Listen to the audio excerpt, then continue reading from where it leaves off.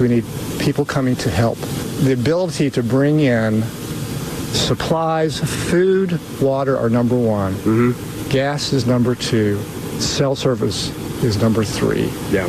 And there's very little attention, I feel like, being paid for support crews coming in to take care of this. That's the sound of someone in North Carolina, obviously distressed by how slowly the recovery efforts are going. I mean, it is such a big event, stretching over 8 to 10 states.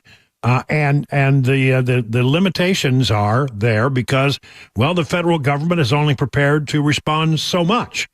And the situation across all of those states, from the very heavy rains and the flooding, continues to be a problem. There are about more than 100 people who have died from the flooding.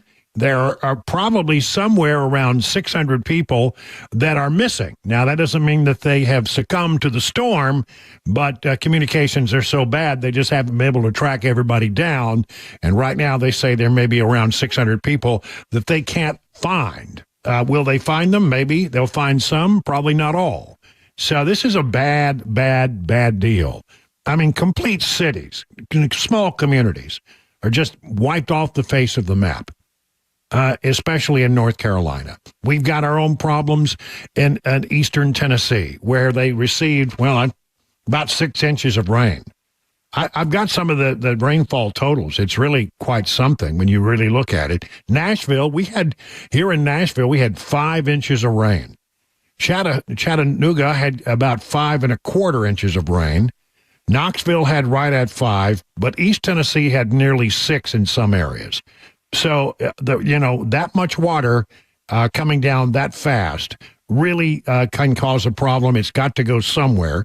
62 people are missing now in Washington County in Tennessee, 47 missing in Unicoi County here in Tennessee. So more than 100 right here in Tennessee.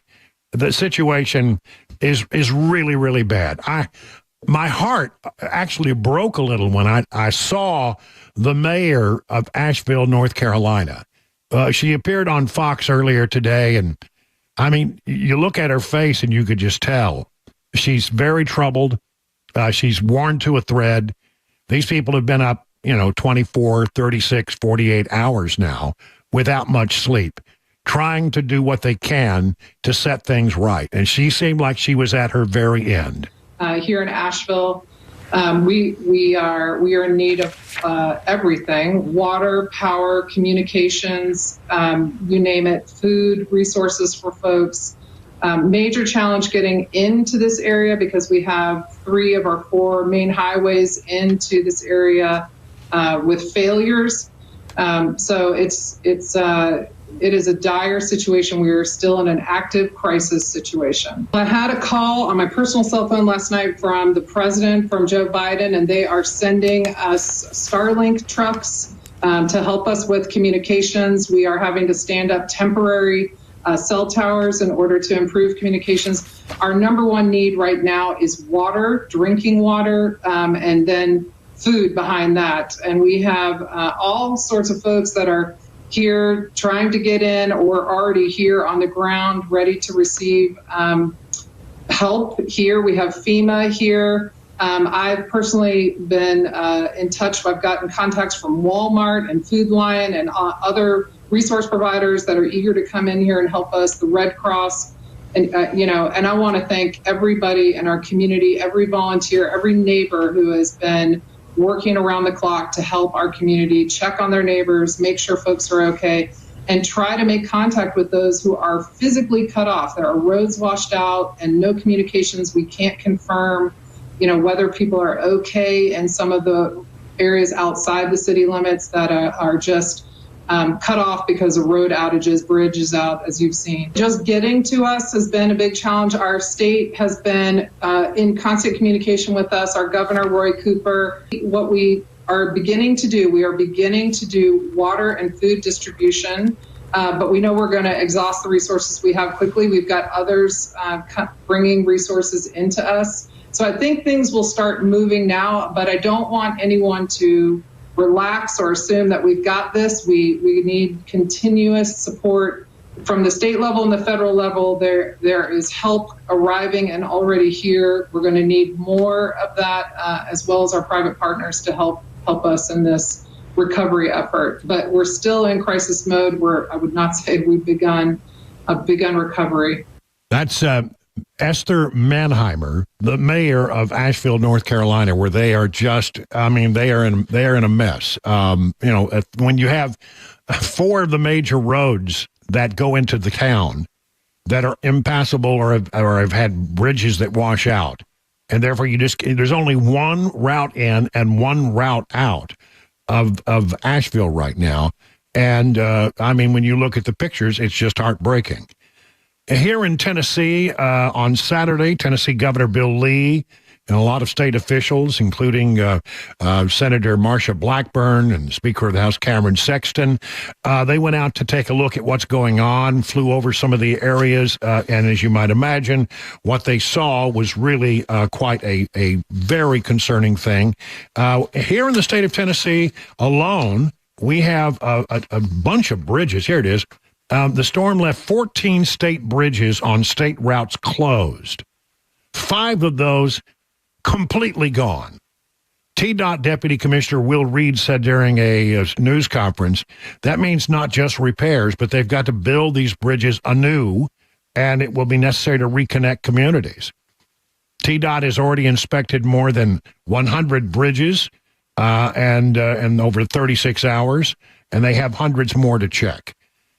In Greene County, Bridge 107 is compromised, as well as bridges on state routes 340, 350, 351.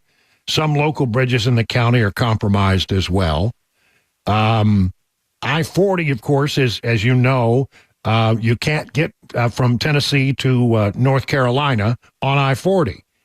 TDOT is working with the North Carolina Department of Transportation to do quick repairs, but it won't be quick, on Interstate 40 between mile markers 443 and 451 near the Tennessee-North Carolina line.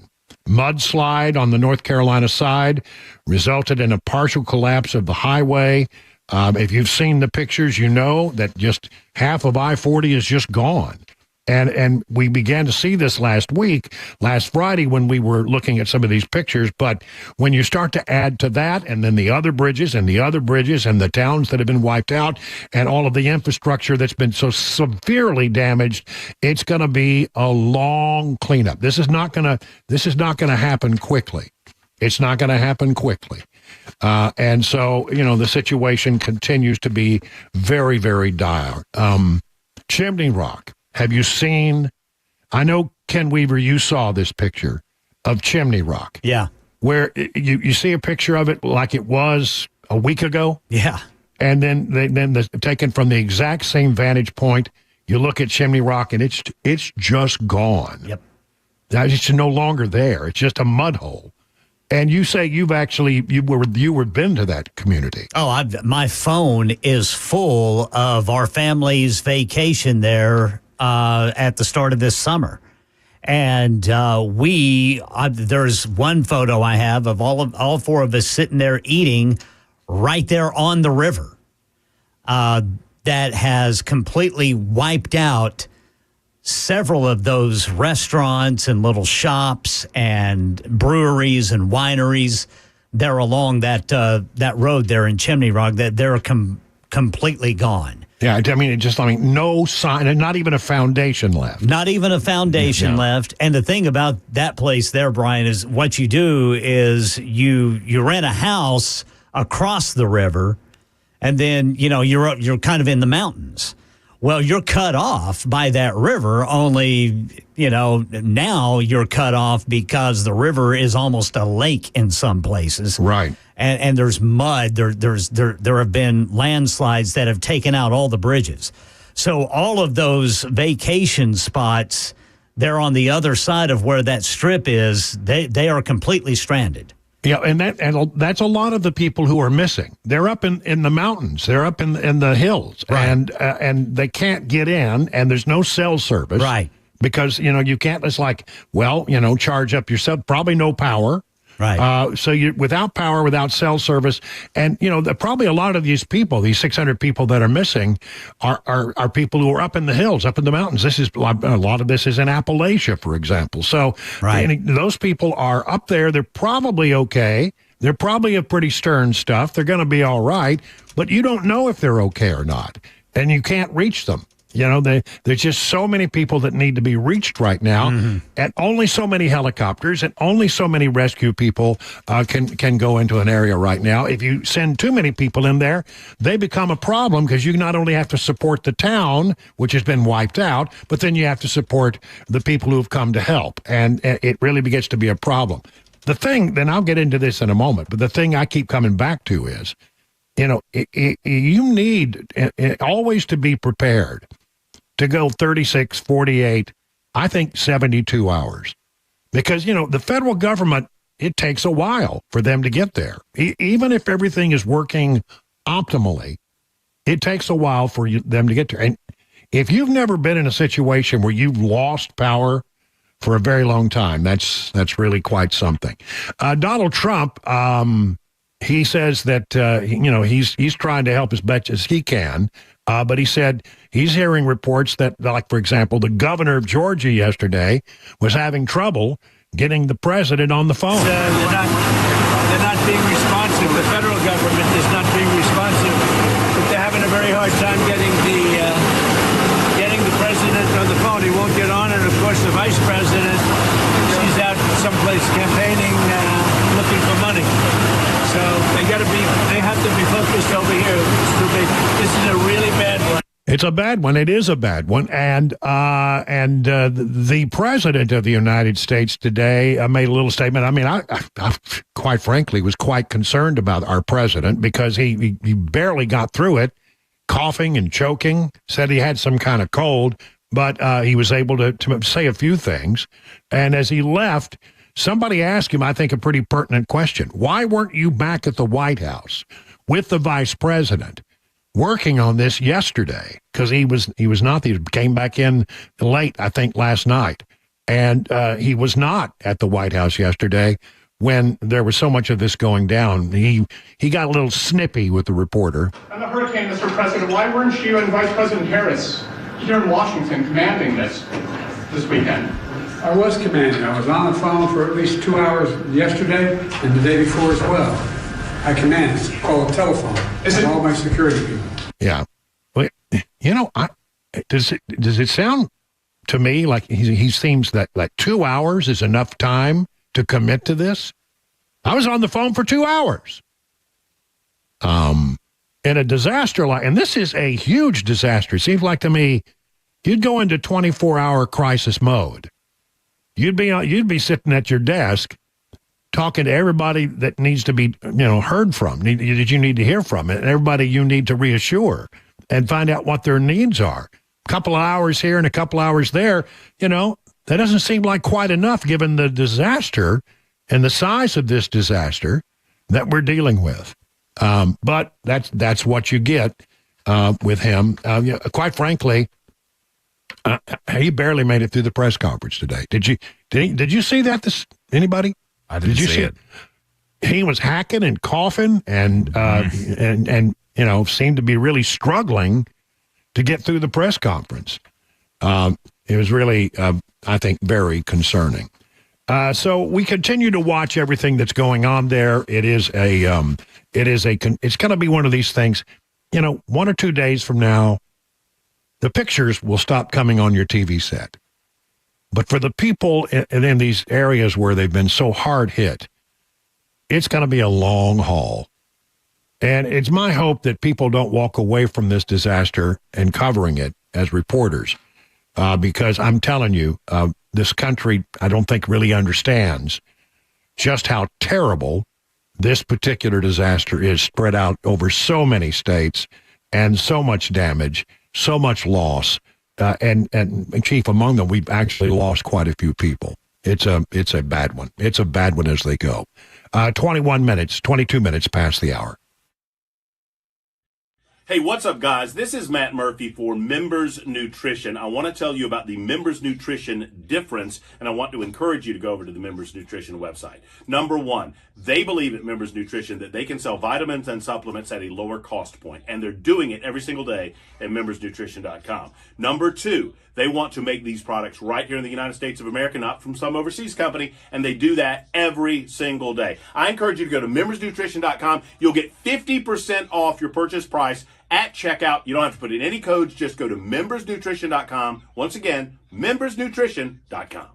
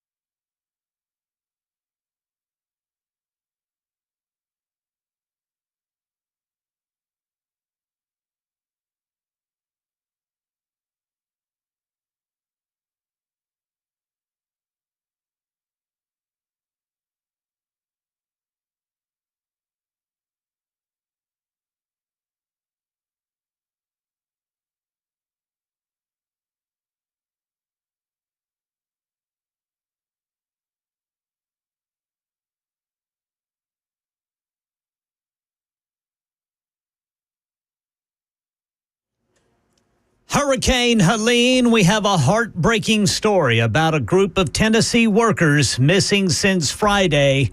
And that last phone call coming up at 3:30 on Super Talk 99.7 WTN. 26 minutes now past the hour of 3 o'clock on Super Talk 99.7. I guess these stories where you see the pictures, they probably impact me in a way that it might not impact a lot of people. And that is because I used to be the guy that would go into situations like that and try to cover those stories. And, I don't have a lot of flood coverage under my belt, but I do have a lot of hurricane coverage under my belt. And, and I did a lot of hurricanes, and I did a lot of other things like earthquakes, etc. And when you go into a community, I'll never forget the first time. I was telling this story this morning over coffee with some guys about the first time that, I covered a major disaster, and it was a hurricane tornado that went through Wichita Falls, Texas. I was just a young reporter, and I got sent there from Amarillo to Wichita Falls, not that far really. And I was just get there, because that's always the first instinct. But you got to do it smart, because when you get there, the first thing that you think you find out is there's no electricity anywhere. All the electricity is off, and so you start thinking about things that you need electricity for. I mean, you need it for gasoline. You can't pump gas without electricity. You can't. It even gets down to drinking water stops flowing and sewage stops working because it takes electricity to run the pumps that make all that stuff work. And you end up in very quick order learning that you can't flush your toilet. I mean, it gets bad in a real hurry when you don't have electricity. And one of the things that you need is cash, but you can't go to the ATM because the ATM requires electricity. It really, when you start to add up all the little things that you don't think about, it really gets to be quite a challenge to do anything. Your refrigerator, all your food is melting. You've only got so long before, the food in your refrigerator is ruined. Getting clean water in a situation like that is a challenge. In this particular area, a real challenge, because some of these communities you can't get to with a truck. That's right. You need a semi full of water, but you can't get there. And so the thing that I guess over the years, I mean, having covered these and watched what happened down in Louisiana with the big hurricane they had down there, the thing that I guess Katrina, I think the thing that I keep coming back to is, the federal government will eventually arrive. Your state officials, they'll be there as soon as they can get there. But you are going to be on your own in many cases for you need to be planning to be on your own for 72 hours. At least. Before the help can get there. Yeah. And if you don't have the resources to go for 72 hours, maybe you need to rethink your plan. Listen, if this storm had come a little bit more to the west, this would have been us instead of the people out in eastern Tennessee. So, we dodged a bullet. They really got hit hard, but you just need to stop and think. Use this as a moment to sort of reconsider what your plan is. I wouldn't say that I'm a prepper, but I mean, you need a certain level of preparation and a plan of what you will do when you don't have any electricity and the water stops flowing and you've still got to survive. What is your plan? How long can you go? And if you can't go for 72 hours, because I think sometimes the government gets there a little earlier. Sometimes the Red Cross gets in there pretty quick, but sometimes they don't because of, how difficult, the logistics are in a storm or disaster situation. So I just say when these things happen, not a bad idea perhaps to stop and take a look at how you would go. Because, if you don't do any planning and that day comes, you're going to be sitting there without, what you need to survive. So I don't know. I say we really lucked out in our part of the world. Maybe that we should use this as an opportunity to rethink our plan for those times when things go very badly. 30 minutes now past the hour.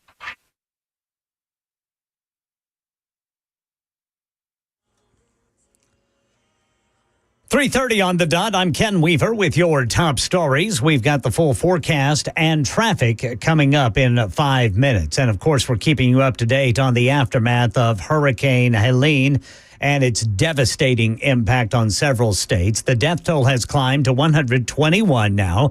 That is across several states, including Tennessee. Tennessee has at least 4 confirmed dead.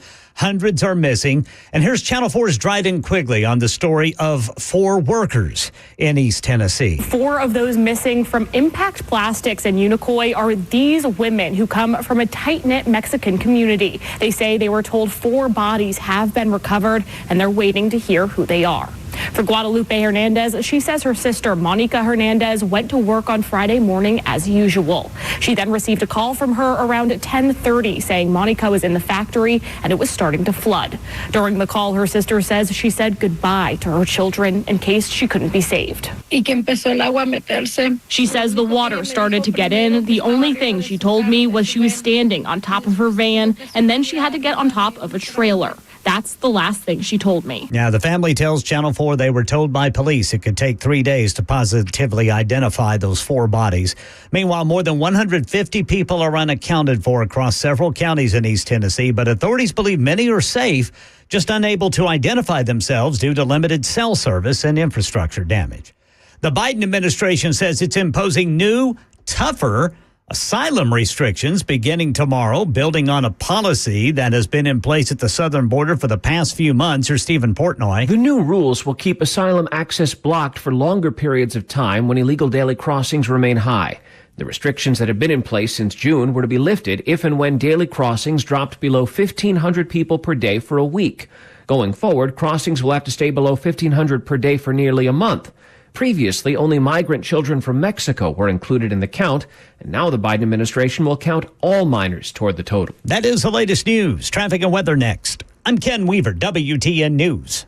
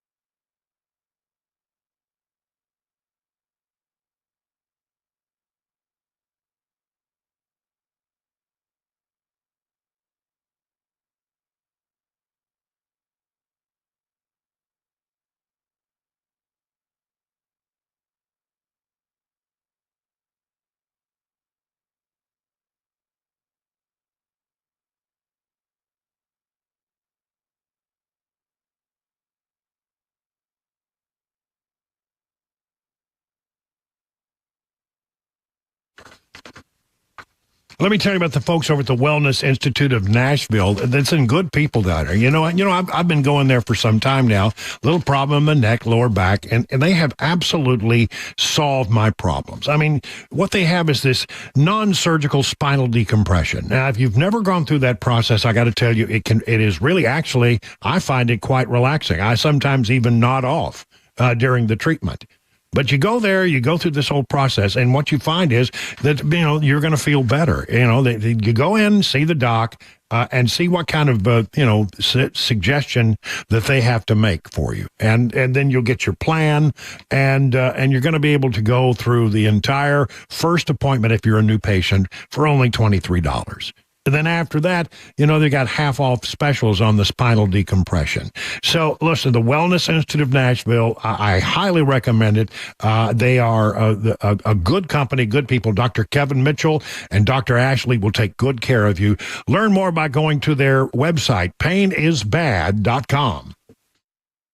Hey, what's up, guys? This is Matt Murphy for Members Nutrition. I want to tell you about the Members Nutrition difference, and I want to encourage you to go over to the Members Nutrition website. Number one, they believe at Members Nutrition that they can sell vitamins and supplements at a lower cost point, and they're doing it every single day at membersnutrition.com. Number two, they want to make these products right here in the United States of America, not from some overseas company, and they do that every single day. I encourage you to go to membersnutrition.com. You'll get 50% off your purchase price at checkout. You don't have to put in any codes. Just go to membersnutrition.com. Once again, membersnutrition.com.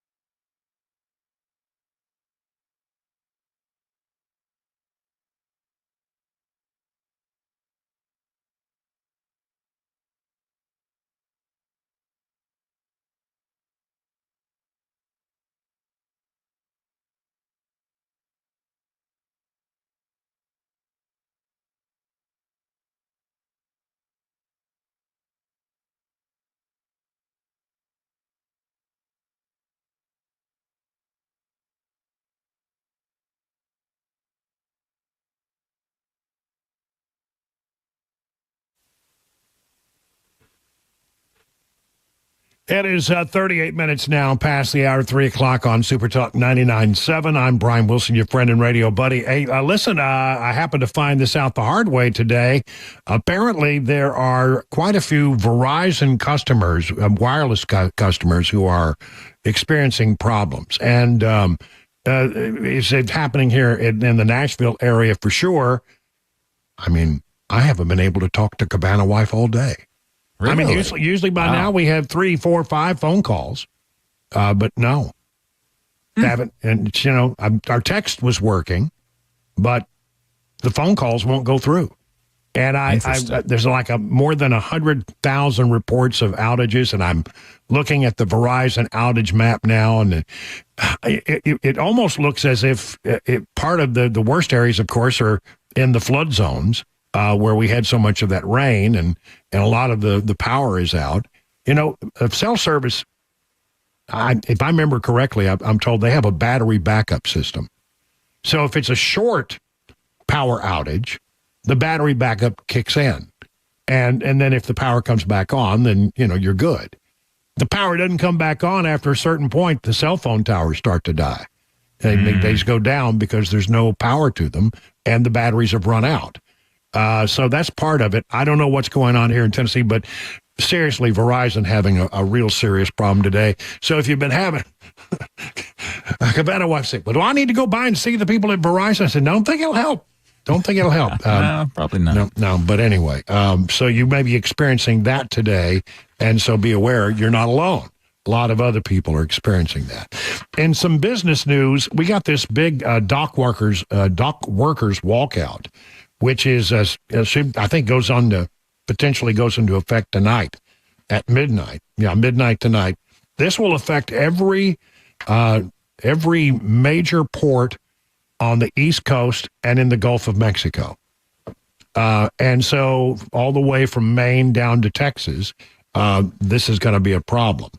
And so what's going to happen is, I think the first thing you're likely to notice, if this thing goes beyond a day or so, is that, the fresh foods that come in from, the other parts of the world, bananas, here's a story about 150,000 pounds of asparagus from Peru that would normally arrive at Florida's Port of Miami.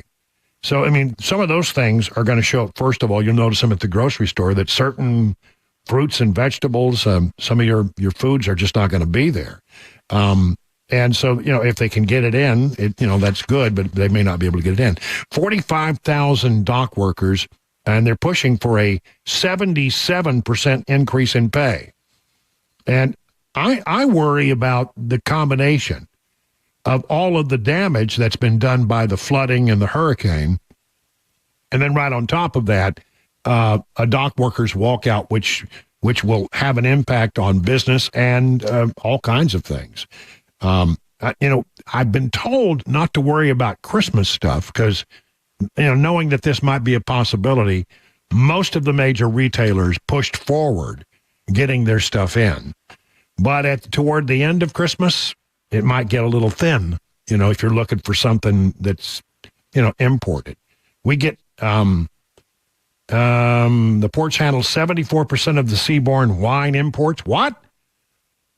Wine? Hold on a minute now.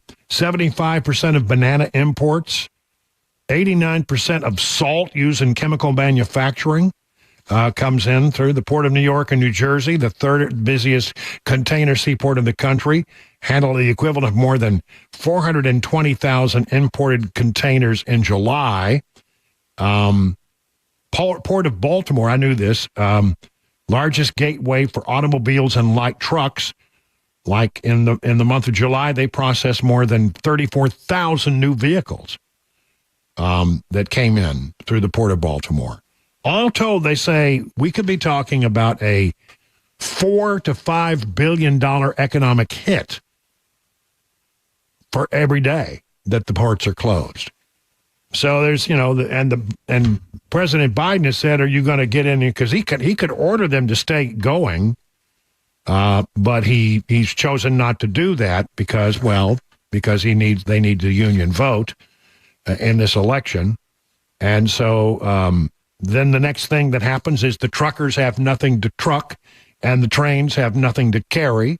And it starts to, trickle on down till it impacts you. So that's going to be happening, I think, based on data from Import Genius, which tracks the bill of lading, the digital receipts of cargo containers.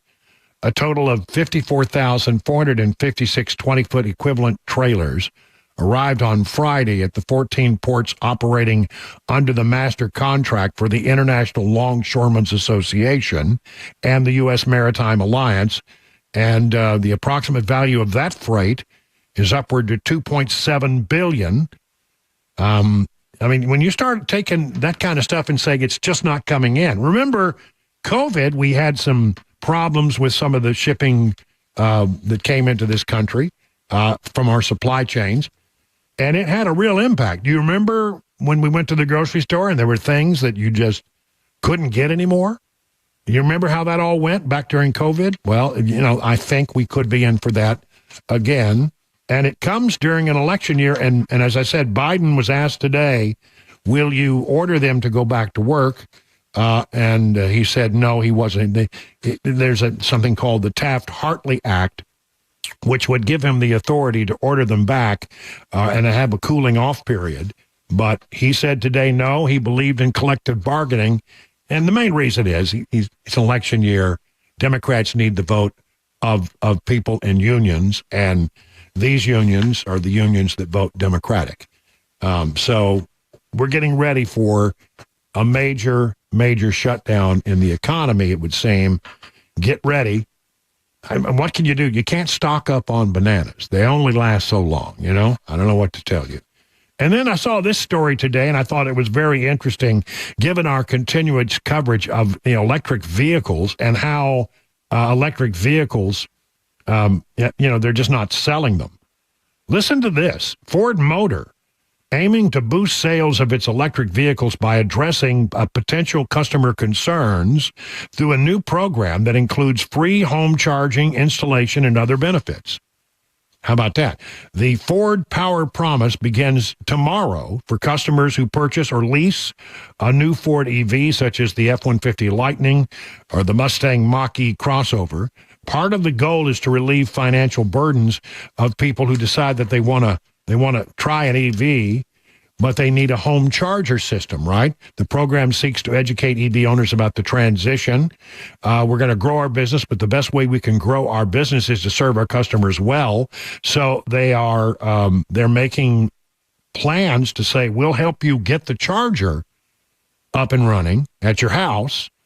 And filling up at home is really key. Confidence in the durability and life of the battery. The program launches as EV sales grow at a slower rate than many previously expected. Early adopters fled to the vehicles, but automakers have experienced problems expanding sales to mass market buyers due to cost, charging infrastructure, and other hurdles. And I did not know this, but they say that Ford has a what do you want to call it, a warranty, which really 8 years or 100,000-mile battery warranty. I didn't know that. And he said a lot of people didn't know that. But anyway, if you don't need a charger at your home and want to opt out of the program, they'll give you a $2,000 cash equivalent. So you get 24-hour advisor service, roadside assistance for 5 years or 60,000 miles. And then they'll help you with that charger at your home or give you $2,000. So Ford's EV warranty covers all of the vehicle's high-voltage system in addition to the battery. Other components are covered for 3 years or 36,000 miles, whichever comes first. But the battery is protected for 8 years or 100,000 miles, whichever comes first. I think that's one of the things people worry about. Well, what if I got an electric vehicle, but then I had to replace the battery? Well, what they're saying is for 8 years, you wouldn't have to replace the battery until you got to 100,000 miles. It would be on them, their problem. So I don't know. They're going to have to do something because if you're going to move to EVs, you've got to make it easier for people to do it. And it still doesn't work for everybody. Everybody, I think, is now coming to understand that. and that's why they're not selling too well, because, everybody's got to have at least one car that they can go someplace in come hell or high water, right? Imagine if you had an electric vehicle and had no electricity. Yeah, like a lot of people right now. Exactly. Wouldn't do you a whole lot of good. Nope. Unless you have a generator. Mm-hmm.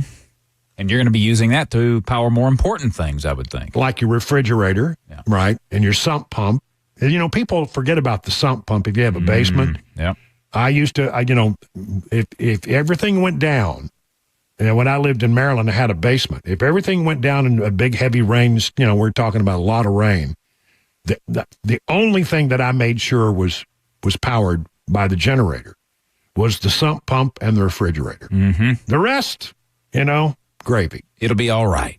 Yeah, but what you don't want is that sump pump to not be pumping, because then what happens is you get water backing up in your basement, and that's something you don't want. Well, anyway, I don't know. I could see us having one EV, but not two. Definitely not. Yeah. Maybe I could see one for commuting back and forth to work, but that would probably be about the extent of it. Yeah, you wouldn't want to rely on that for a long trip. No. But if you had another vehicle you could rely on for a long trip. Yeah. Until they get more chargers out there. But I don't know. And figure out a way to charge them faster. Yeah. That's going to come with time, I think. 50 minutes now, past the hour of 3 o'clock.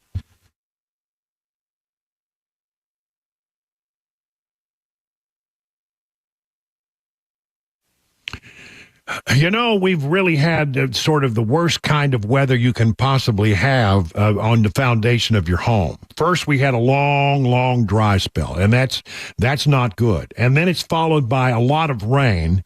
So the dry weather really can hurt your foundation. You start to see things like bricks that are cracking or walls that are bowing, doors or windows that are sticking, drywall separating.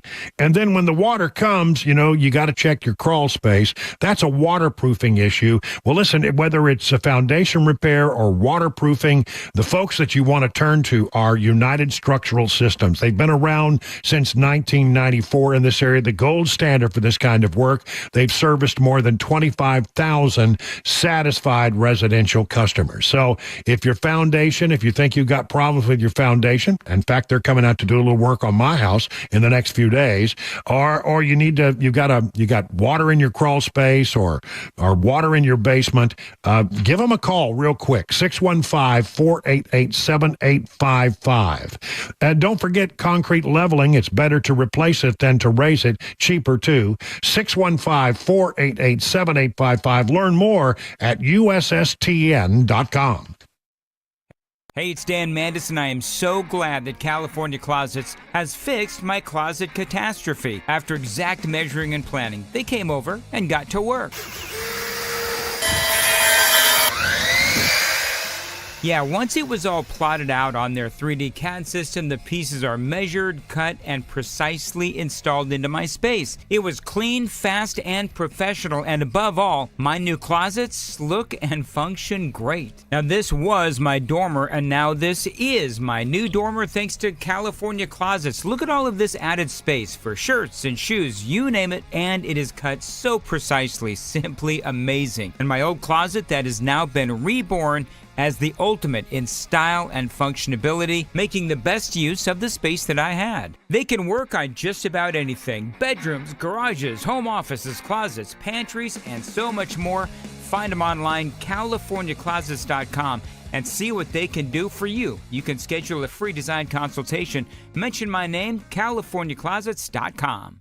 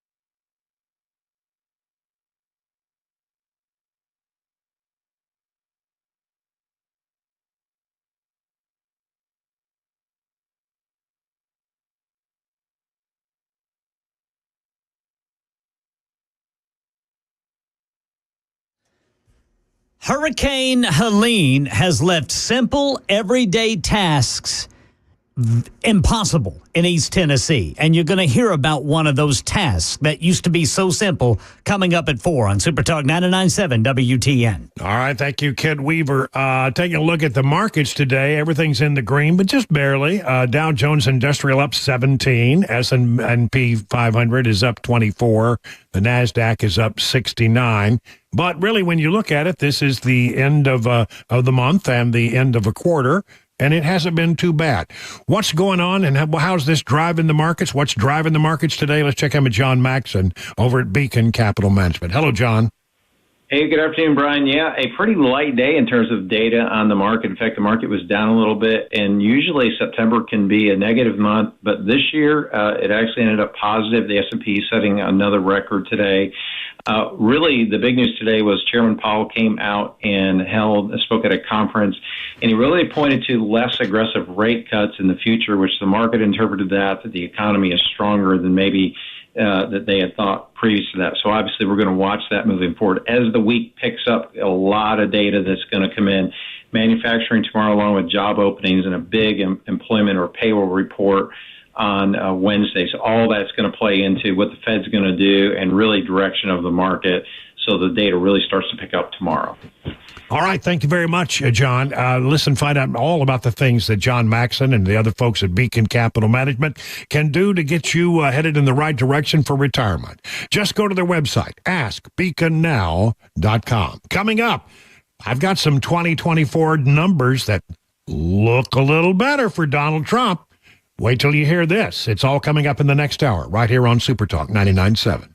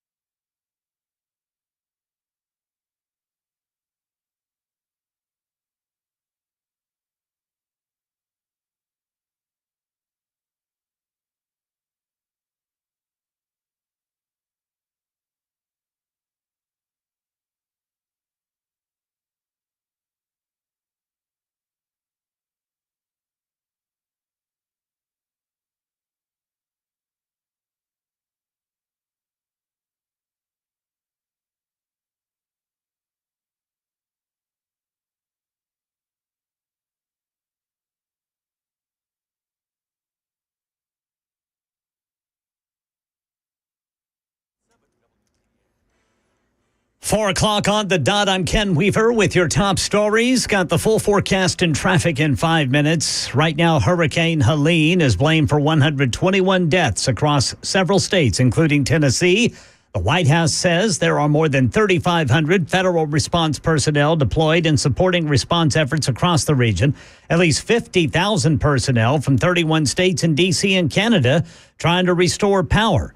Now, here in Tennessee, we have 4 confirmed deaths, at least 150 others unaccounted for across several counties. But many may be safe. They just can't identify themselves because of no cell service or power. Tennessee, U.S. Senator Marsha Blackburn telling WTN's Matt Murphy show this afternoon. I was talking with someone from a bank, and they can't open the banks because they don't have power.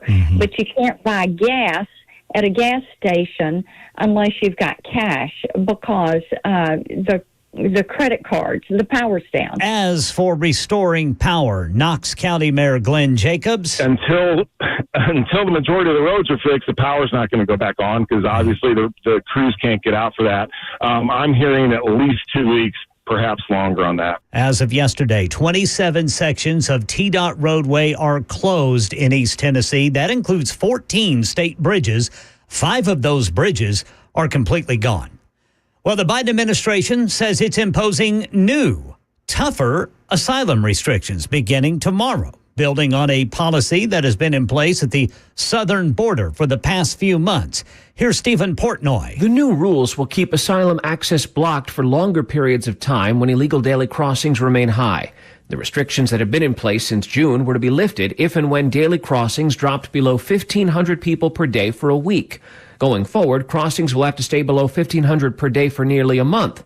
Previously, only migrant children from Mexico were included in the count, and now the Biden administration will count all minors toward the total. War raging in the Middle East. Here's Karen Travers. The U.S. expects Israel to imminently begin a limited ground operation into Lebanon that would be targeted in order to clear out Hezbollah infrastructure near Israeli border communities and then pull their forces back. That's according to a senior U.S. official. President Biden was asked Monday morning if he's comfortable with Israel's plans. I'm comfortable with them stopping. We should have a ceasefire now. Meanwhile, the Pentagon announced today it's sending, quote, a few thousand more troops into the region, mainly from fighter jet companies, or rather, I should say, from the Air Force fighter jet battalions. This is, according to the Pentagon, in case they need to help Israel defend itself. That's the latest news. Traffic and weather next. I'm Ken Weaver, WTN News. Hey, what's up, guys? This is Matt Murphy for Members Nutrition. I want to tell you about the Members Nutrition difference, and I want to encourage you to go over to the Members Nutrition website. Number one, they believe at Members Nutrition that they can sell vitamins and supplements at a lower cost point, and they're doing it every single day at membersnutrition.com. Number two, they want to make these products right here in the United States of America, not from some overseas company, and they do that every single day. I encourage you to go to membersnutrition.com. You'll get 50% off your purchase price at checkout. You don't have to put in any codes. Just go to membersnutrition.com. Once again, membersnutrition.com.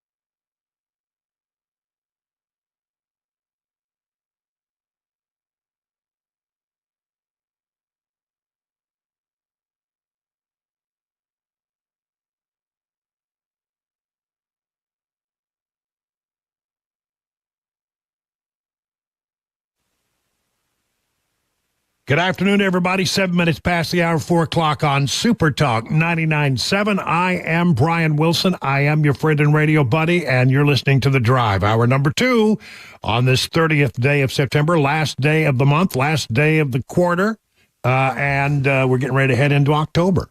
And yet the skeleton is still not up in the front yard. Oh, so I know. I'm now slacking. I am. We got it. Well, we're waiting on the purple jersey, but enough of that. We got a lot of stuff to cover this hour. Let me start out by telling you that something's going on with these numbers, and I think there is a trend now developing, and it's positive for our side. Let me just jump into it, see what I can show you here that'll help you come along with me on that. I'm had a little choked up like Joe Biden was today. Gosh, sorry, excuse me. 2024 report. I got a lot of ground to cover here. As I always say when I'm talking about poll numbers, I never look at one poll. I never look at one poll. I look at the several polls. It's a snapshot in time. It doesn't mean that's the way things are going to turn out. But this particular poll has been very accurate in the past. It was in the last election cycle. It was the most accurate poll. It's done by a group called Atlas Intel, and these are of the battleground states. All right, this just came in, so this is good stuff. Listen to this. All right, you ready? In the state of Michigan, Trump now leads, according to this poll, by 3.4. In Pennsylvania, which is the one you got to win, I mean, you really got to win Pennsylvania. Trump is up by, well, let's call it 3. Wisconsin, Trump is up by 1.5. Arizona, Trump is up by 1.2. Georgia, it's pretty close, but they have Trump up by 0.6. Nevada, Harris is up by 2.8 there. And in North Carolina, Harris is up by 2.4. Now, I'm not sure I believe that North Carolina number. I'll tell you why in just a moment. But here we go. If that turns out to be true, if everything that I just laid out for you is the way the votes actually come in, that would translate into Donald Trump winning 290 electoral college votes. You need 270 to win. He would have 290. And this is not the only poll that I've seen, which sort of is very encouraging for Trump. In other words, has Harris hit her high water mark, and is she now beginning to fade? And if she was going to fade, this would be a great time for her to start fading because, we're already voting. 400,000 people have already cast their ballots. Can you believe that? Really true. All right. Why do I not believe that North Carolina number? Seen other polls. Eastern Carolina University has one that's just out. Trump up by 2. And by the way, as I mentioned, the Atlas Intel poll in Pennsylvania is Trump up by 3. Another poll, which I like a lot, is the Trafalgar poll, and it's up by 3 in Pennsylvania as well. Trump up by 3 in both those polls. So you got 1, you got 2. Look. Is something happening? It feels like it to me. It feels like it to me. And then I saw this statistic today. Harris may well win the popular vote. She's leading right now in the Real Clear Politics average of polls, which is, they average up 10 polls or whatever, and they come up with her leading by 2 in the average for the general election number. But Trump is 4.6 points ahead of where he was in 2020. He's not lagging in the general election vote like he was in 2020. He's 4.6, almost 5 points ahead of where he was then. That's really, really important to note. Now, I want to start talking about the state of Michigan. Something going on there. Like I said, Michigan. We've got a Michigan poll that has Trump up by 3.4, and that's the one I just read you. Now listen to Alyssa Slotkin, who's a member of the House running for the Senate in the state of Michigan. This is what she said about her polling data and what it shows. I'm not feeling my best right now about where we are on Kamala Harris in a place like Michigan right now. We have her underwater in our polling. They have her underwater in the polling, and that's a Democrat speaking. She's running for the Democrat Senate seat there, and she says in her polling, Kamala Harris in Michigan is underwater. How about that? Harry Hinton over at CNN crunching the numbers this weekend. He says that Trump has made great inroads with working class voters. When you look back over the history, not that far back when Bill Clinton was president, working class people were largely voting Democrat. But that's no longer the case. Listen to his analysis. All right, this is union households. This is a Democratic margin in presidential election. It ain't what it used to be. You go back to 1992, Bill Clinton won that union vote by 30 points. Hillary Clinton only won it by 12 points back in 2016. That was the lowest mark for a Democrat since 1984, Mondale versus Reagan. But look at where Kamala Harris is today. She's only leading by 9 points. That would be the worst Democratic performance in a generation, 10 points off the mark of Joe Biden, who of course won 4 years ago, was sort of that union guy, Union Joe, right? Won it by 19 points. She's 10 points off his mark, and the worst in a generation if this, in fact, holds, Sarah. Talk to me about manual labor, those folks who went to trade schools. Yeah, those folks who use their hands. I think a lot of people oftentimes conflate the union vote with those who use their hands. Look at this margin. This, to me, oh boy, does this tell you about the state of our politics now versus back in the early 1990s. Margin among vocational and trade school grads in pre-election polling. Bill Clinton was leading that vote over George H.W. Bush by 7 points. Look at where Donald Trump is today over Kamala Harris, a 31-point advantage. When I think people think of the working class, they think of people who use their hands, and we know that Donald Trump has been going after that vote, and he is in a very, very strong position, more so perhaps than any other bloc. The folks who go to trade school, vocational school, that has moved from being a core Democratic group to now being a core group of Donald Trump's massive amount of support among the working class. All right, let's move on to voters of color. And there's a very specific group that you looked at. What are you seeing there? Yeah, we've been noting on this program, right, that Donald Trump seems to have been having some real impact among voters of color, getting into that traditional Democratic support.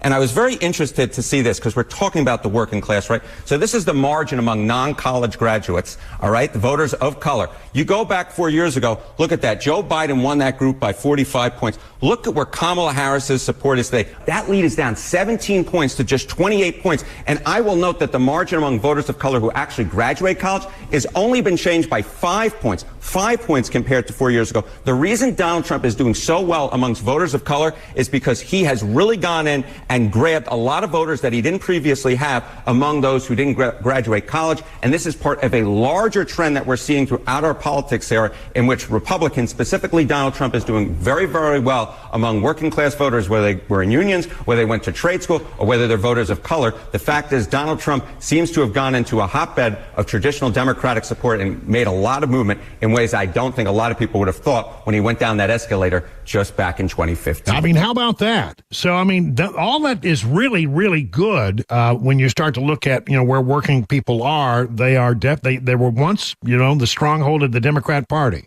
And that is no longer the case. And the numbers for Kamala Harris, she does not resonate at all with working class voters. Now, let's talk about the Hispanic vote, because this is one where Donald Trump has really made some inroads. In 2012, Democrats had a 44% advantage on Hispanic voters.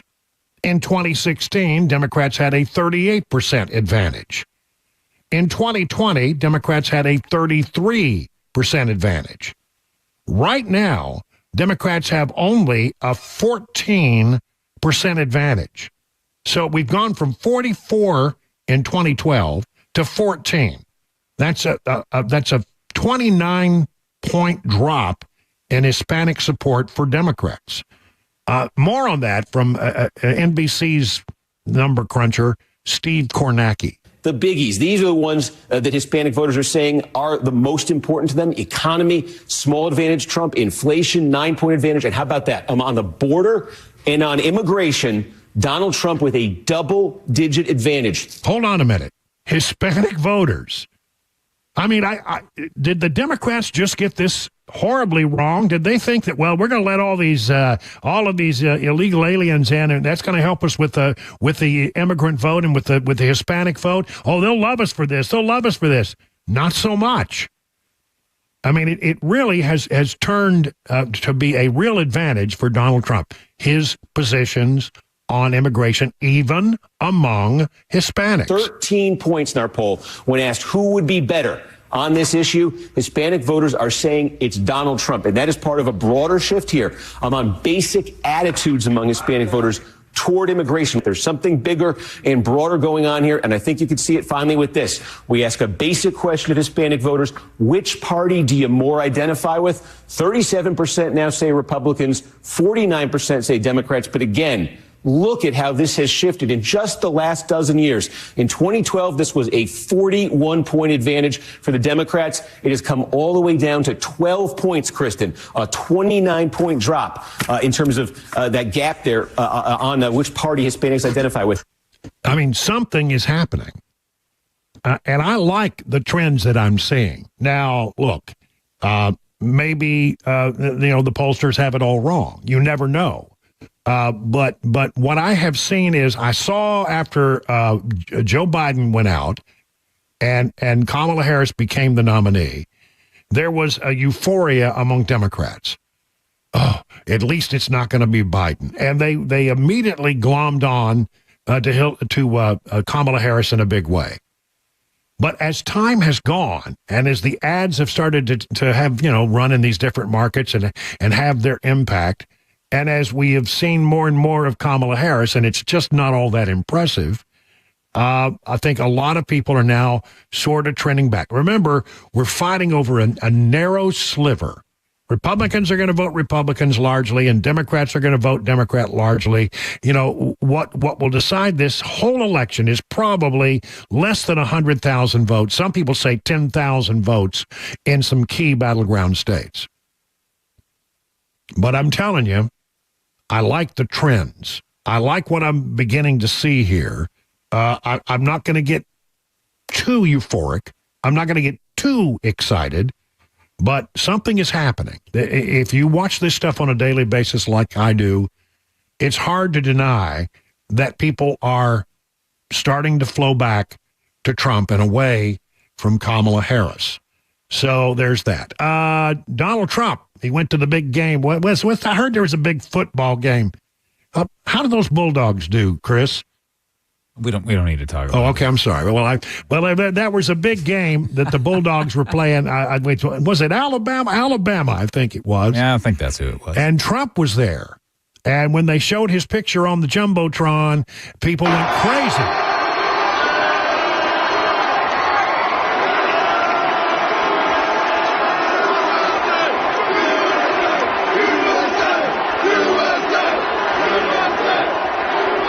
I mean, they got really excited, started yelling USA, USA, USA. Compare and contrast that with Tim Walz, who went to a game, I think it was a Michigan game, and as he's walking out, he gets heckled by a guy. Oh, yeah! Trump 2024, baby! And Tim Walz gave him the one-fingered salute. That's right. Said, hey, you. And he basically, flipped him off. Classy. Yeah. So, we got this big debate coming up tomorrow. I'll talk more about that in just a moment. Right now, 21 past the hour.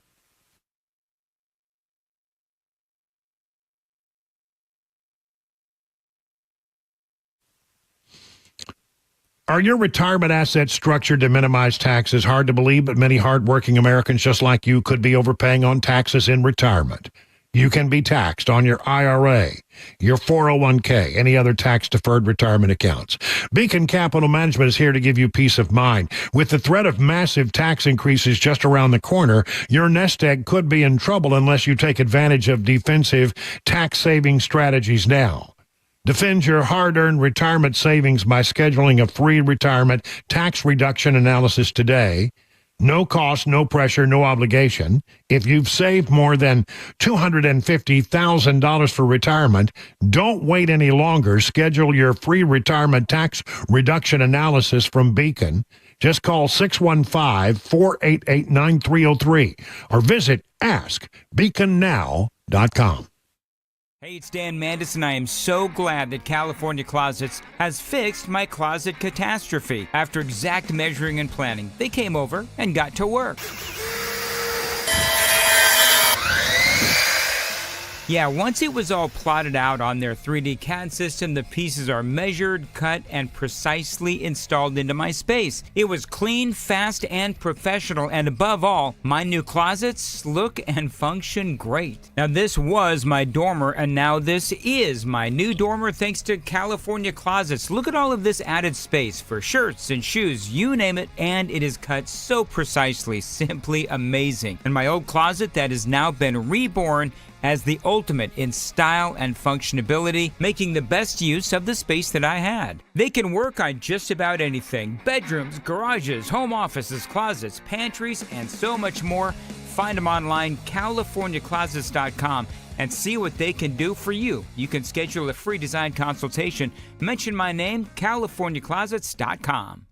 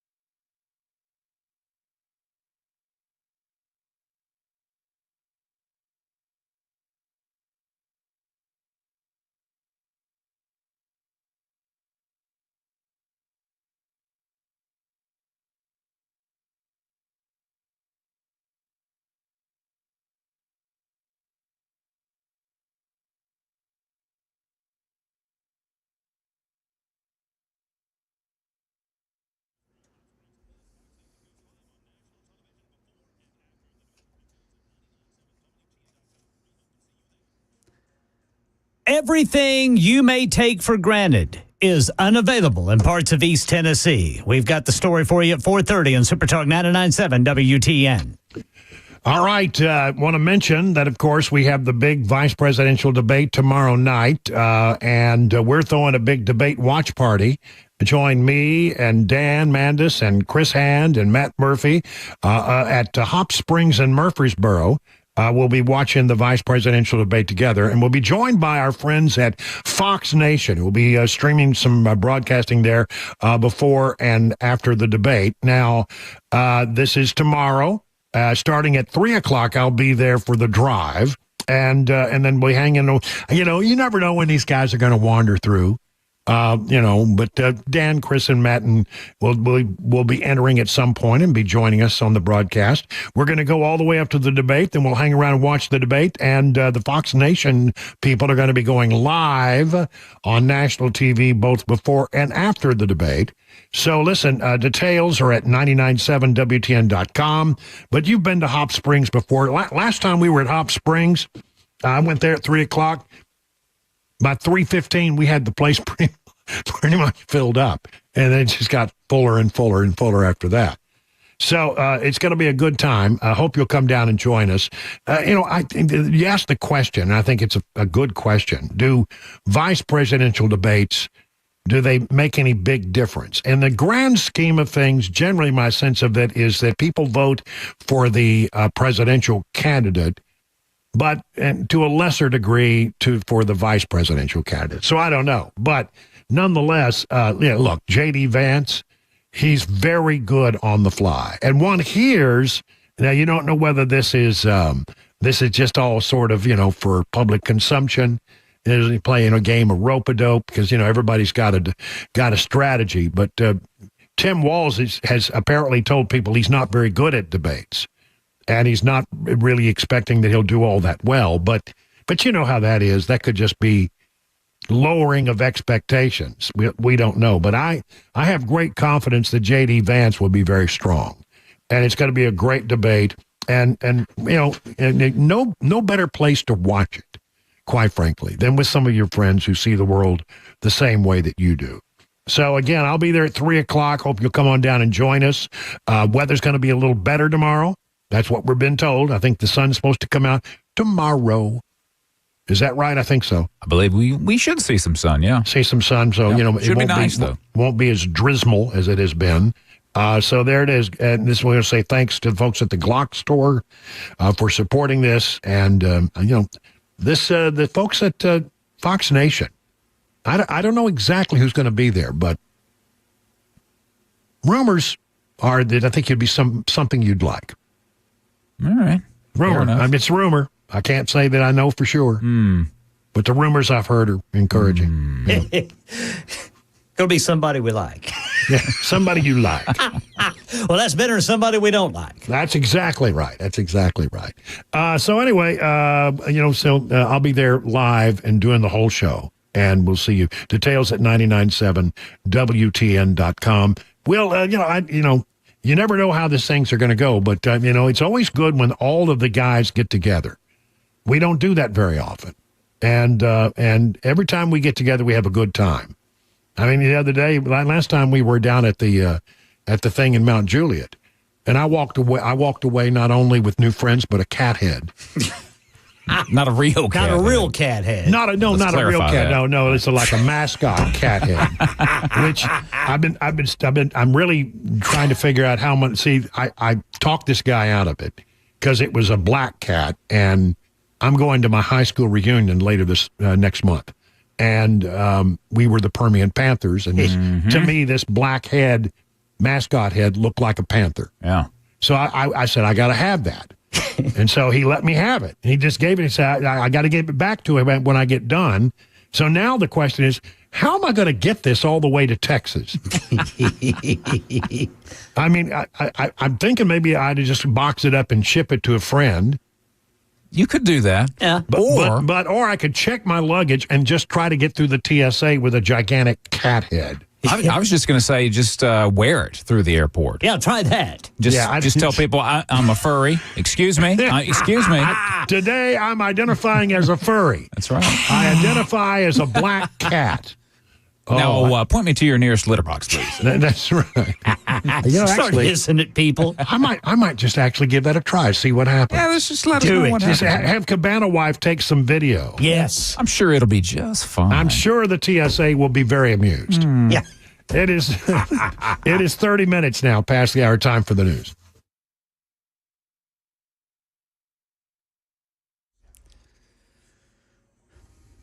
.30 on the dot. I'm Ken Weaver with your top stories. Full forecast, traffic updates in 5 minutes. Hurricane Helene now blamed for at least 121 deaths across several states, including Tennessee. The White House says there are more than 3,500 federal response personnel deployed and supporting efforts across the region. At least 50,000 personnel from 31 states and D.C. and Canada responding to power outages. Here in Tennessee, we have 4 confirmed deaths, at least 150 others unaccounted for. That's across several counties, but many may be safe. Authorities say they just can't identify themselves because of no cell service or power. Knox County Mayor Glenn Jacobs told WTN's Matt Murphy show the number one priority is getting drinking water and food to some of these East Tennessee counties that have been cut off. A lot of folks in Cobb County are on wells. Wells need well pumps in order to get the water up out of the ground, and that takes electricity, and there's no electricity. Sadly, they don't expect electricity to be restored for at least a couple weeks. As of yesterday, 27 sections of TDOT roadway are closed, including 14 state bridges. 5 of those bridges are completely gone. And in Money News, here's Daria Albinger. Stocks rise to start the week. The Dow closed up 17 points. The Nasdaq added 70, and the S&P rose 24, closing at an all-time high. All eyes are on the employment sector this week ahead of Friday's job report. The first look that we'll get at hiring is ADP's survey, which is due out on Wednesday. The head of the Fed speaking to the National Association for Business Economics' latest conference. Jerome Powell says inflation is down, hiring is slowing, but overall, the economy is strong. Ports from Maine to Texas could shut down if a union representing about 45,000 dock workers makes good on a threatened strike early Tuesday. The International Longshoremen's Association is demanding higher wages and a total ban on automated cranes, gates, and trucks that are used in the loading or unloading of freight at all 36 affected ports. From competitors to colleagues, DirecTV is buying Dish and Sling for $1 in exchange for the company's debt. That is the latest news. Traffic and weather next. I'm Ken Weaver, WTN News.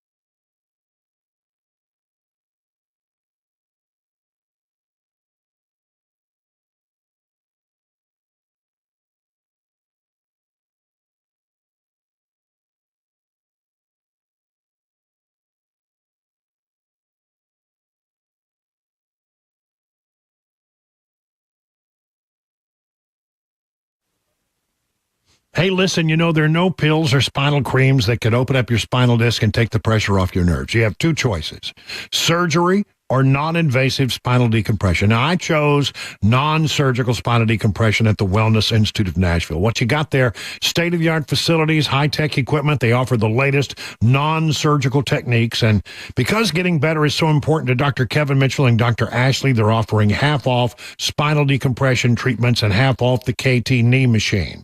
That's right. And listen, if you're a new patient, you get an exam, a consultation, first treatment, only $23. I'm Brian Wilson, and I put my stamp of approval on the Wellness Institute of Nashville. So call them today at 615-246-5009. Learn more at painisbad.com.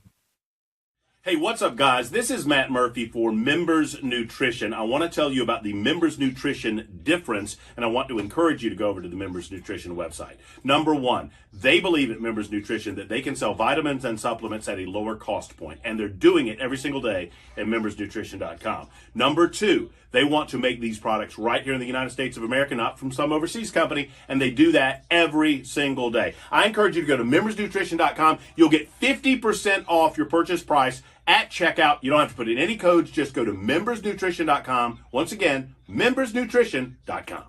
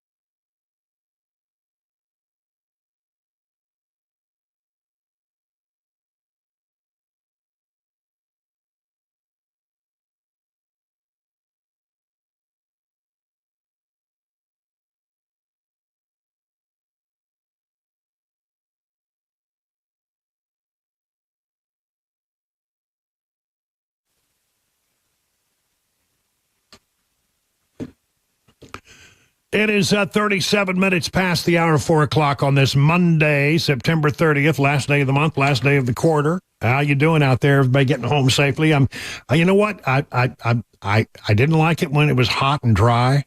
I liked we got some rain. And by the way, you know, as bad as it was for some folks, this was exactly the kind of rain we needed. Slow and steady. And so we got, got about 4 inches of rain, and some places a little bit more. So that, I'm glad that all happened. But, we're going to get some sunshine returns, I think, tomorrow. And that'll be good. That'll be good. I mean, at some point, I got to get out there and mow the yard. It's really wearing on me. Yeah, I realize mine needs it now, and it's too wet. For a long time, it wasn't growing because it was so hot. But now it's all better. We have a situation in the Mideast. The IDF, the Israeli Defense Force, apparently has moved into, in at least some preliminary way, north into Lebanon. IDF soldiers entered southern Lebanon as part of a ground assault on Monday night, according to the Jerusalem Post. They quote Arab media such as Al Jazeera and MTV Lebanon, claiming that IDF tanks had entered multiple villages in southern Lebanon. This is what they've informed us. They are currently conducting limited operations targeting Hezbollah infrastructure near the border, says U.S. State Department spokesperson Matthew Miller, speaking to the press today. So that's just a short time ago. The IDF has yet to announce or confirm any such ground invasion. However, IDF spokesperson in Arabic warned residents of Beirut suburbs to evacuate by Monday night. So it's on. The IDF at 8:39 p.m. took last-minute concrete measures that would be expected before an invasion, declaring some military zones closed. Shortly after that, the Lebanese army started withdrawing from several positions in southern Lebanon. Unconfirmed reports indicate the IDF opened up with a massive tank fire in specific positions in southern Lebanon. Now, this is, of course, designed to go after Hezbollah, which is being supported by Iran. The cabinet met tonight, the Israeli cabinet, on the issue at 7:30, and was given multiple choices for what kind of invasion should take place. And as soon as they checked the boxes, it began. In addition, U.S. President Joe Biden and a wave of U.S. officials have been warning of an imminent Israeli invasion of southern Lebanon to start sometime today, so it seems like it has started. They also had said as recently as Sunday night that a significant majority of Hezbollah's capability to retaliate on Israeli homeland had been damaged.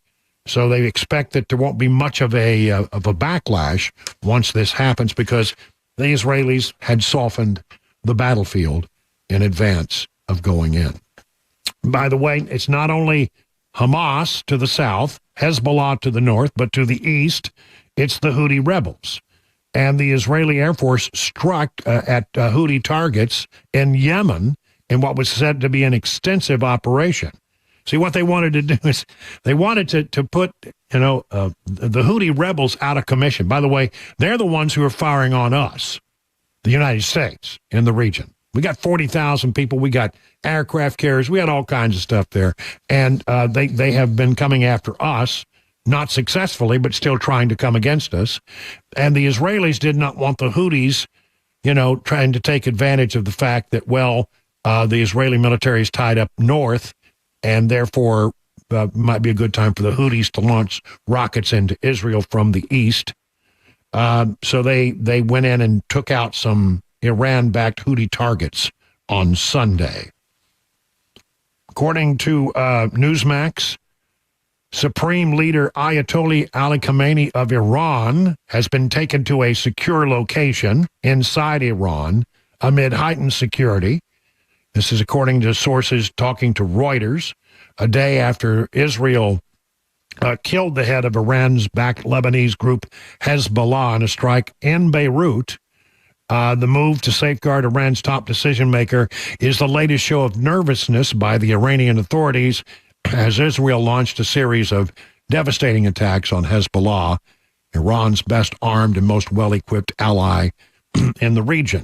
Reuters reported this month that elite Revolutionary Guard Corps, the ideological guardians of the Islamic Republic, had ordered all members to stop using any kind of communication devices after pagers and walkie-talkies used by Hezbollah blew up. So there you have that, a situation looking, pretty tense now in Israel. But again, Hamas has been dealt with. Hezbollah is a threat, and they have every right to go in there and take care of Hezbollah, because Hezbollah has been firing missiles indiscriminately into northern Israel. And they have every right to go after the Houthi rebels. All three of these organizations want to eliminate Israel, and they're doing the bidding of their Iranian supporters. It's the Iranians who are really the bad actors in this particular region. Will Israel directly engage with Iran? No sign of that yet, but we've got a lot of people there. We just sent a bunch more, as you heard in our newscast. So we're watching it very carefully, and we'll come to Israel's aid if they need help. In other news, this is a border story about our border, and I just thought this was pretty amazing. This statistic will tell you everything you need to know. 4% of all of the people who lived in Haiti have now been sent to the United States under the Biden-Harris administration. President Joe Biden and Vice President Kamala Harris, according to WokeSpy.com, have been importing an astonishing number of third world Haitians into this country. The administration has been actively arranging and paying for Haitian migrants to fly to the U.S. So 4%, when you add it all up, it comes to about 4% of everybody who lived in Haiti. We've taken on 4% of the country of Haiti and spread them around the country. It's not just in Springfield, Ohio. Buried deep in a Newsweek article is a bit of truth. It's a quote from Customs and Border Patrol. Through the end of August of 24, nearly 530 Cubans, Haitians, Nicaraguans, and Venezuelans arrived lawfully on commercial flights and were granted parole under this expedited process. 500,000 migrants arrived lawfully on commercial flights. 500,000 got free plane tickets to the U.S. 500,000 people were given plane tickets to come to the U.S. There's another way to look at the numbers that may wake some people up, and that is the percentage of each foreign country's population which has been whisked into the United States. And the big one, of course, is Haiti, which comes to 4%. We brought in 6% of the population of Nicaragua, Cuba, and Honduras, plus 4% of Haiti's population. How do you feel about that, folks? When you hear, they do it under the cover of night. They do it in a way that it's hard to cover. They're coming in on commercial flights, mixed in with other people, right? And so you don't know who's illegal and who's legal. It's not like you see the picture at the border. You know why you haven't seen any people at the border? Because they're flying them into the airports near your town. That's what's going on. They did away with the picture that was so problematic for them of the people coming across the border and said, don't do that anymore. You don't have to. We'll even send you a plane ticket so you can fly in here for free. That is what is happening. This is the Biden administration. They're doing it in a way that's deceitful and secretive. They don't want you to know the truth. Wow. And now we're getting this, and boy, does this hack me off. Biden expands the border shutdown policy that makes immigrant expulsion easier. President Biden finalized his new Get Tough border policy on Monday. Where have they been for 4 freaking years? Oh, yeah, Monday. Oh, Monday. Now we're in an election, and we need to look tough. We need to try to solve this problem we have, so we're going to look tough now. He could have done this 4 years ago. they found out that it's not working for them the way they thought it was going to work for them. They're making a long-term bet that somehow all of these people they're bringing into the country are somehow going to find a legal pathway to citizenship, and then they're just gonna they think Democrat voters forever. And let's be honest, some of them are going to vote this election. You're not supposed to, but I have a feeling it will happen. One way or the other. It is enraging to know that when they want to do something, they can do it. And now all of a sudden that they have a need in the run-up to this election, this all-important presidential election, they have a need to look as if, well, we're solving the problem on the border. They haven't changed a thing that they're doing. They're still bringing people in. They're just not bringing them through the border. They're bringing them in on airplanes. And now they're making a few changes that they could have made day one. They're basically undoing the things they did earlier. When they came in to office, when Joe Biden took the oath of office, he started this whole process doing away with all of Donald Trump's policies. Now, very slowly, they're going back to them because of so much pressure. And from hearing, and they can read the polls just like you and I can, that a lot of people are upset about what's happening on the border. So they want to do anything they can do to look tough right now. But the question that needs to be asked is, are you doing it now because you find that it's politically unpopular? And could you have done this 4 years ago? And the answer to that question is an absolute unqualified yes. They could have done this 4 years ago, but they chose not to. The situation is not much better, and their attempts to try to do something in the last minute really it's like a day late and a lot of dollars short. Trust me, it's still bad. It's just not something you can easily get a picture of. And therefore, they think that's the way to go. 50 minutes now past the hour of 4 o'clock. Hey, it's Dan Mandis, and I am so glad that California Closets has fixed my closet catastrophe. After exact measuring and planning, they came over and got to work. Yeah, once it was all plotted out on their 3D CAD system, the pieces are measured, cut, and precisely installed into my space. It was clean, fast, and professional, and above all, my new closets look and function great. Now, this was my dormer, and now this is my new dormer thanks to California Closets. Look at all of this added space for shirts and shoes, you name it, and it is cut so precisely, simply amazing. And my old closet that has now been reborn as the ultimate in style and functionability, making the best use of the space that I had. They can work on just about anything: bedrooms, garages, home offices, closets, pantries, and so much more. Find them online, CaliforniaClosets.com, and see what they can do for you. You can schedule a free design consultation. Mention my name, CaliforniaClosets.com.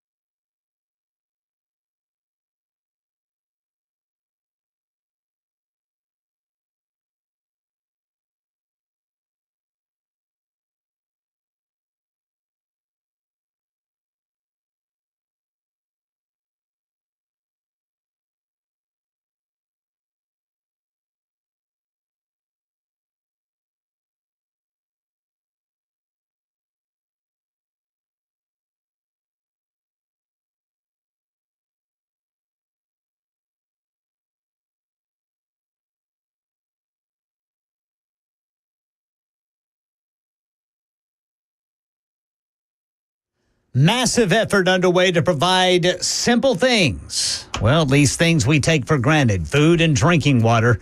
That is to Hurricane Helene survivors right here in Tennessee. We'll tell you about it at 5 on Super Talk 99.7 WTN. 2 Tennessee cities have been ranked among the top 25 cities in the U.S. for having the worst drivers.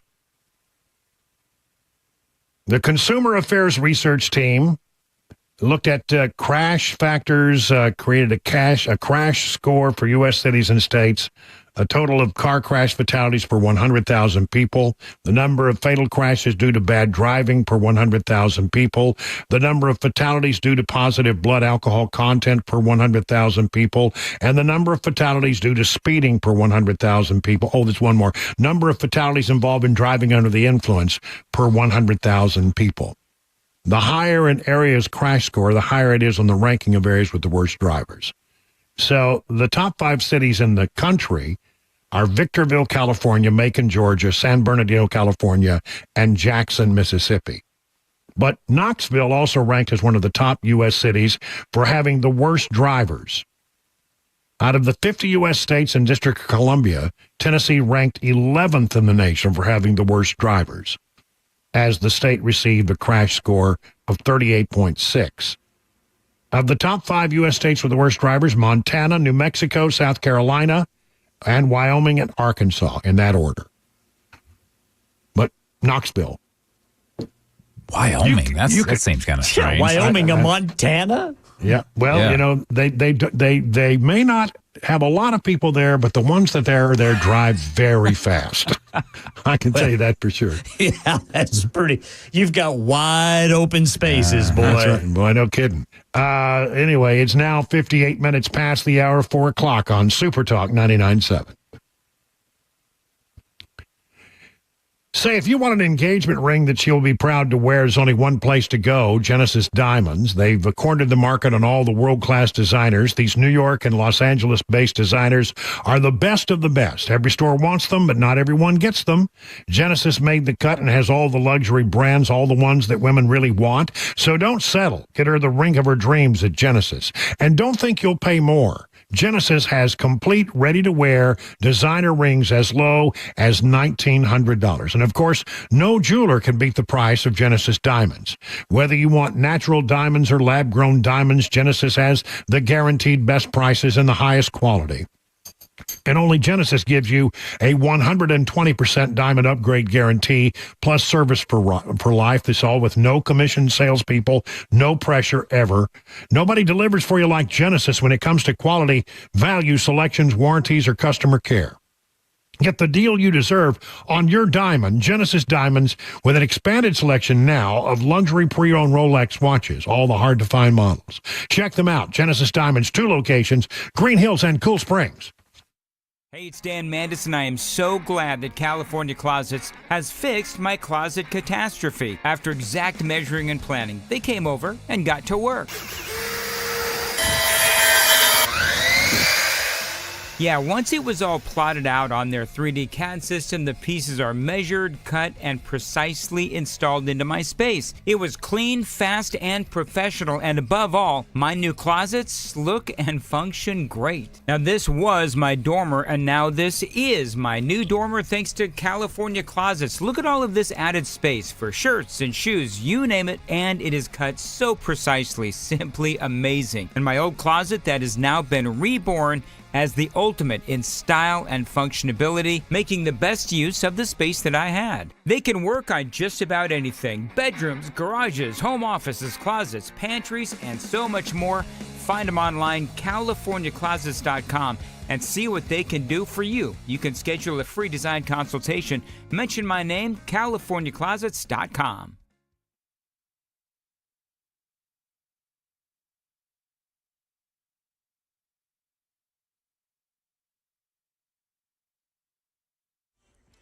5 o'clock on the dot. I'm Ken Weaver with your top stories this Monday afternoon. Got the full forecast, traffic update in 5 minutes. Hurricane Helene death toll climbing to at least 121 across several states, including Tennessee. During the White House briefing today, Homeland Security Advisor Liz Sherwood Randall said, at least 50,000 personnel from 31 states and D.C. and Canada are responding to power outages throughout the region via established mutual assistance agreements between utilities. But in East Tennessee, Knox County Mayor Glenn Jacobs telling WTN's Matt Murphy show crews are cut off due to damaged or destroyed roads and bridges. Until the majority of the roads are fixed, the power's not going to go back on because obviously the crews can't get out for that. I'm hearing at least 2 weeks, perhaps longer on that. More than 150 people are unaccounted for across several counties in East Tennessee, but authorities believe many are safe, just unable to identify themselves due to limited cell service and infrastructure damage. They want a pay hike or they will strike. About 45,000 union dock workers along the east and Gulf coasts are set to walk off the job at midnight if negotiations from the International Longshoremen's Association don't get results. Elizabeth Schulze has the latest from Baltimore Harbor. This would be the first time in nearly 50 years that the union representing dock workers could go on strike, and it would have ripple effects across the supply chain just as the holiday shopping season kicks into gear. But with these negotiations at an impasse, it looks like this strike could move forward. Some retailers prepared for the possibility of a strike, diverting shipments to West Coast ports. And right now in the Middle East, Israel is on the attack and with momentum. Israeli leaders making it clear they are preparing for a ground offensive into southern Lebanon against Hezbollah. That after thousands of reserve soldiers were sent to the north. Defense Minister Yoav Gallant telling combat troops at the border that all forces, quote, including you, will be used to safely return Israelis to their homes in the north. U.S. and Israeli sources telling ABC News IDF special forces are already carrying out limited incursions into southern Lebanon to gather intel. As Jordana Miller reporting, by the way, President Biden called for an immediate ceasefire today as the Pentagon announced more U.S. troops are headed to the Middle East, a few thousand, they say, in case we need to help defend Israel. And a man charged with trying to kill former President Donald Trump at Trump's West Palm Beach Golf Club faced arraignment in federal court this morning. The hearing lasted just about 5 minutes. Through his attorneys, suspect Ryan Ruth pleaded not guilty to each of the 5 counts against him. That's the latest news. Traffic and weather next. I'm Ken Weaver, WTN News. The Guaranteed Offer is the easiest way to sell your home. It's really simple. We bring you an all-cash offer. You close in as little as 21 days. No home inspections, no lockboxes, no open houses. Go to markspain.com to get a guaranteed offer and start packing.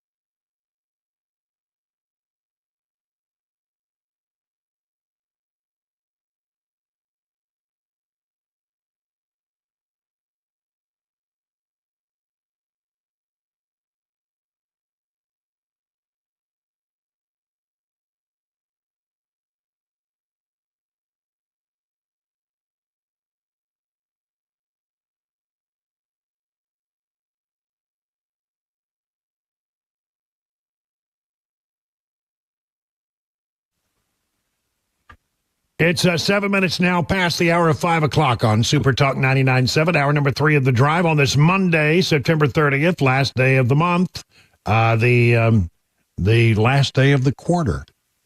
Now we're heading into the fourth quarter and all that brings with it. Listen, we got a lot of stuff to cover here. I want to give you some idea of just how much rain fell in these events that have caused so much trouble, to the east of us. I mean, we've had trouble here, but nothing like what they've had in East Tennessee, nothing like what they've had in North Carolina. I mean, really from Florida all the way up to Virginia on the East Coast and Georgia, North South Carolina, into Virginia and over into Eastern Tennessee, North Carolina. It's just been bad. It's been really bad, but it's really almost apocalyptic when you start to put numbers to this. They've talked to people who know how to do the kind of calculations that the rest of us don't understand. And it looks like about 40 trillion gallons of rain drenched the southeast United States last week from Hurricane Helene and run-of-the-mill rainstorms that sloshed ahead of it. That's an unheard of amount of water that has stunned the experts. How much water is it, you say? 40 trillion gallons of water? It could fill up the Dallas Cowboys Stadium 51,000 times. It could fill Lake Tahoe once. If it were concentrated just on the state of North Carolina, that state would be underwater 3.5 feet deep. It's enough to fill more than 60 million Olympic-sized swimming pools. That's an astronomical amount of precipitation, said Ed Clark, head of the National Oceanic and Atmospheric Administration's National Water Center in Tuscaloosa, Alabama. I've not seen something in my 25 years of working at the Weather Service that is this geographically large of an extent in the sheer volume of water that fell from the sky. The flood damage from rain is apocalyptic, meteorologists said. More than, of course, 100 people are dead, according to officials.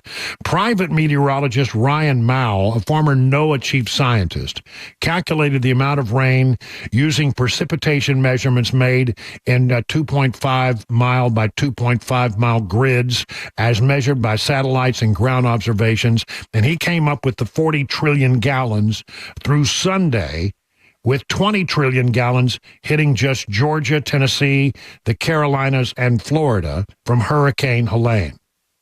He says that even since then, there's been enough rain to add another 1 to 2 trillion more gallons. 40 trillion gallons of water. It was not a perfect storm, but it was a combination of multiple storms that led to the enormous amount of rain that collected at high elevation. We're talking 3,000 to 6,000 feet. And when you drop trillions of gallons on a mountain, it has to go down.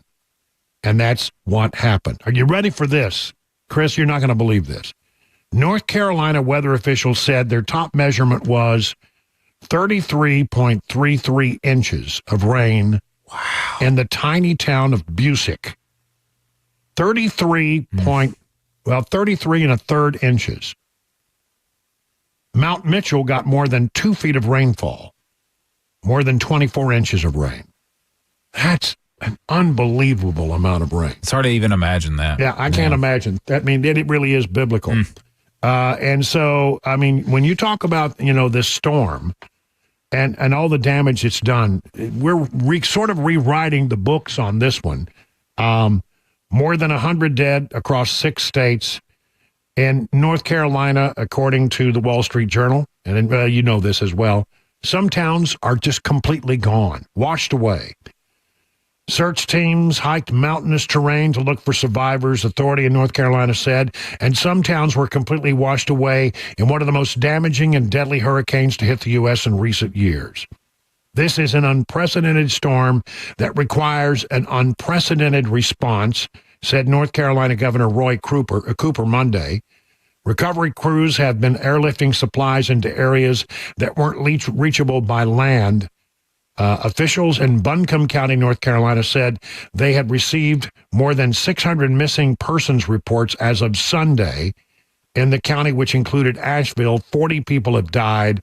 5 people confirmed dead in Henderson County, also located in western North Carolina. Asheville, is a city, I was just there about a year ago, and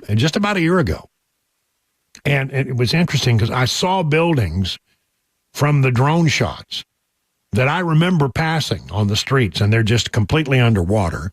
Here is the mayor of Asheville, North Carolina, Esther Mannheimer, speaking to Fox News today. I tell you, when you saw the look on her face, she looked like she'd been rode hard. I'm telling you, she looked exhausted. And you could just tell how sad she was by the look on her face. But when she starts to talk about what's going on, you get a good sense of just how bad it is for people in that particular part of the world. Here in Asheville, we are in need of everything: water, power, communications, you name it, food, resources for folks. Major challenge getting into this area because we have 3 of our 4 main highways into this area with failures.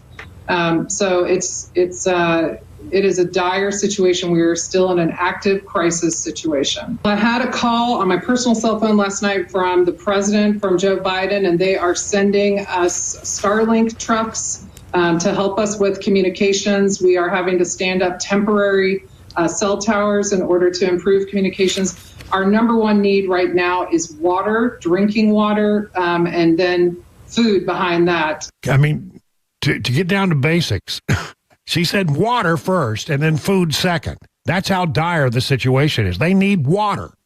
I mean, who in America doesn't have water? I mean, in one sense, you got so much water you don't know what to do with it, but not the kind you can drink. And we have all sorts of folks that are here trying to get in or already here on the ground ready to receive help here. We have FEMA here. I've personally been in touch. I've gotten contacts from Walmart and Food Lion and other resource providers that are eager to come in here and help us, the Red Cross.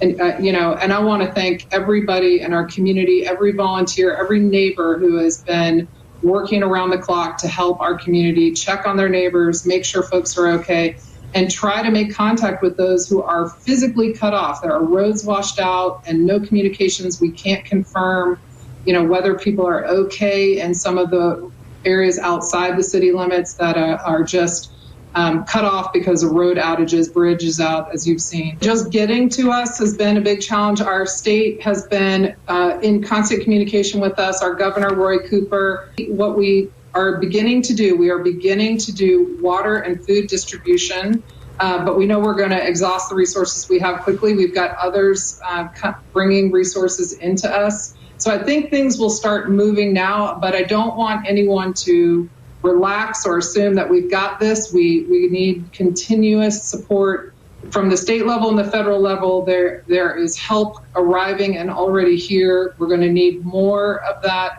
as well as our private partners to help us in this recovery effort. But we're still in crisis mode where I would not say we've begun recovery. Yeah, still in crisis mode. They haven't even begun the recovery. They're just trying to focus it.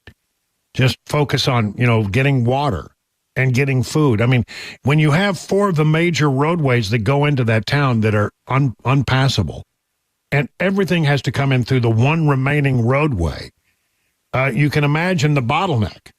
And you definitely can understand how desperate the situation is. Here's Gregory Harrison. Also, he's on the street talking to some of the Fox weather people about the situation. You can tell people are starting to reach the breaking point. We need people coming to help. The ability to bring in supplies, food, water are number 1. Mm-hmm. Gas is number 2. Cell service is number 3. Yeah. And there's very little attention, I feel like, being paid for support crews coming in to take care of this. You see, that's the other thing.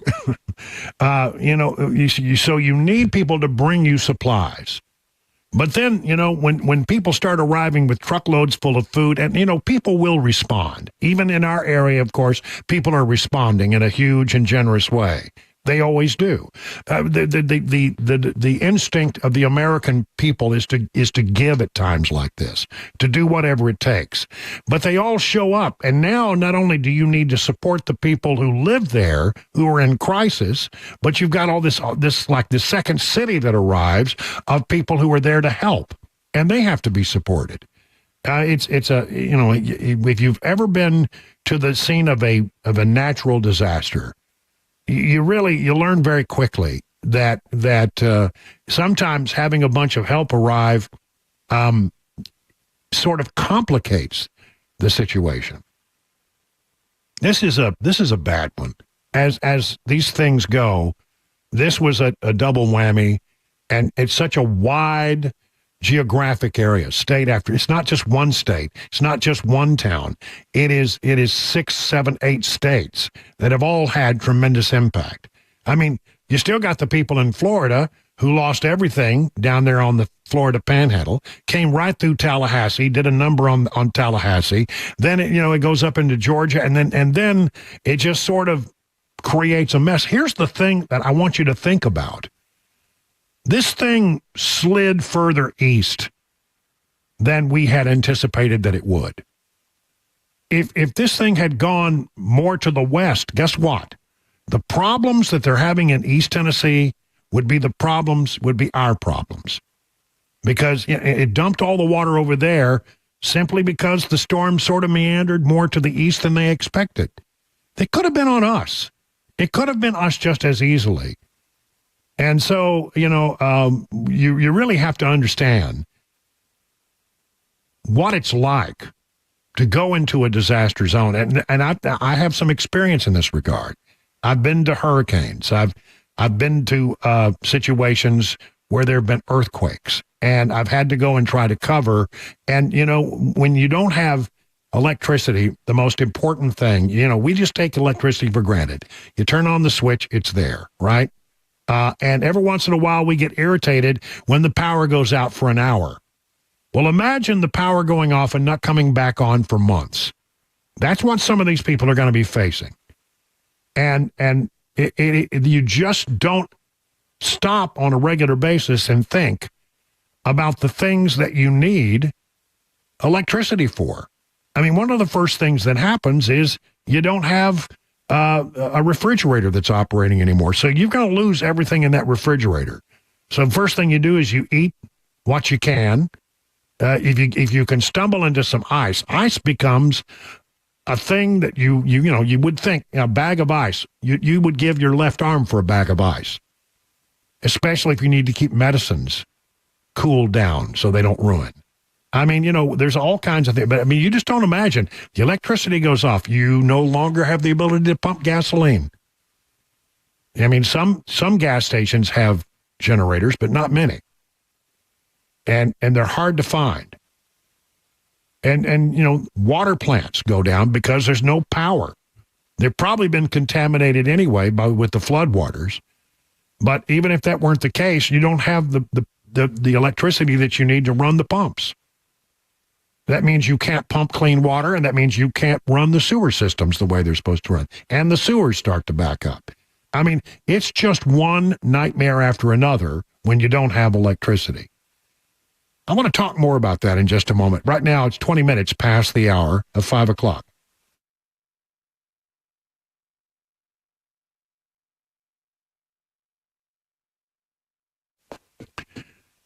Grace Point Healthcare provides affordable, convenient, and comprehensive medicine. Best known for their Smart Care plans, they start at $69 a month. That includes free office visits, free basic labs, and diagnostic tests for a full year. And at Grace Point, you are usually seen the same day or the next day. No long wait times and no long times sitting in the waiting room tapping your toe.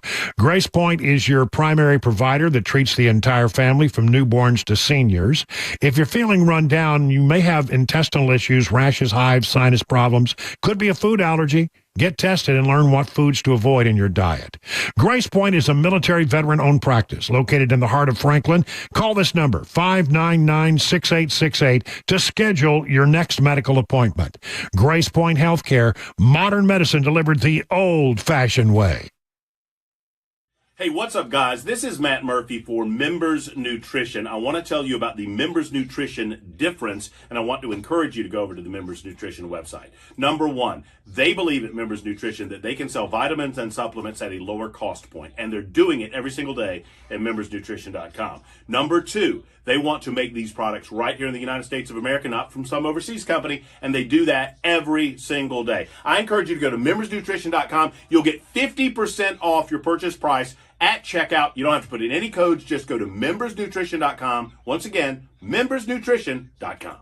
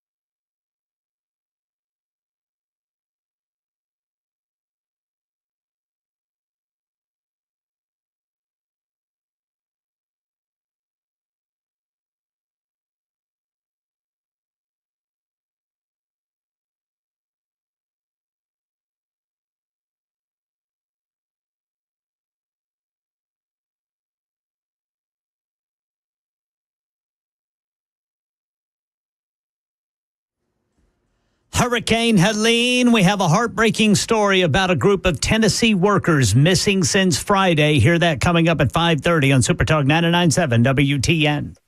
That's Ken Weaver in the newsroom. If you're watching on Super Talk TV, he looks very fuzzy. I don't know why.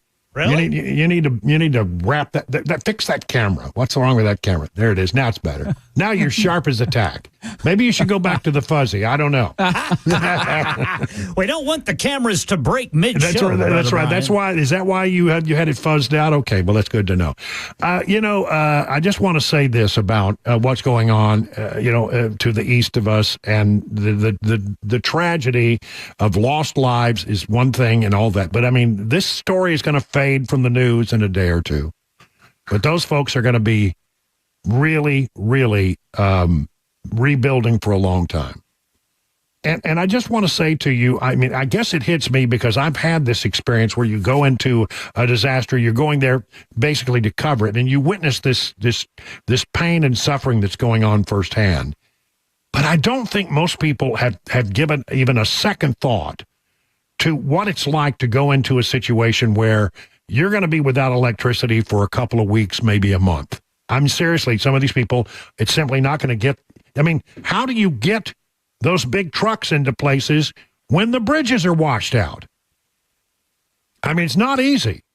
And I mean, I-40, how long is that going to take for that to rebuild?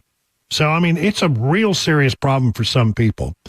And I just ask you, when we have these kind of things happen, and we're seeing that, what kind of suffering and friends and in other states are going through, you really come to understand that you probably need to spend a little time thinking about what you would do if it happened to you.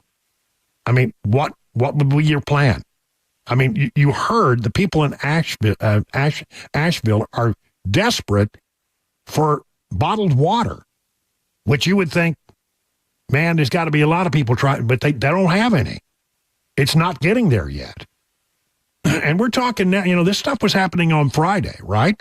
So Friday, Saturday, Sunday, now it's Monday. We're late into Monday. And they don't have water yet. So, what does that tell you?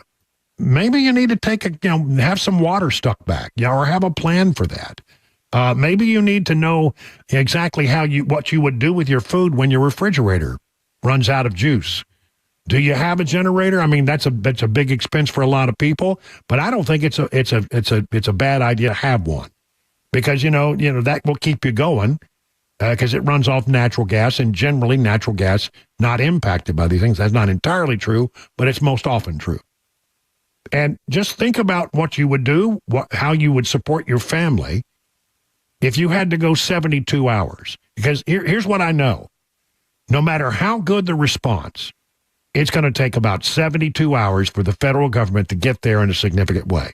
I've always been real impressed with it. The Salvation Army is there pretty quick, and the Red Cross gets there real quick. If you want to do something, that's not a bad way to go, in my estimation. I mean, people in the news business are pretty good about getting to scenes of disasters in pretty quick order. We know how to do it. We have all the systems. We do it all the time. And so we have practice. We have plans. We know how to logistically do that, to drop into an area. And almost every time I got there, the Red Cross was already there. And the Salvation Army was already there. So, that's not a bad way to go. Money really is probably the most helpful thing long term, once they get food and once they get water. And I'm telling you, think about a little bit about what you might be able to do, but also think about, just take a moment and say, what would happen if this had been us? Ask yourself that question. Just doing it, thinking about it.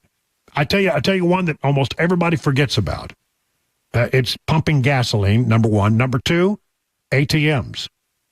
If you need cash, the banks are going to be closed, and the ATMs don't work when there's no electricity.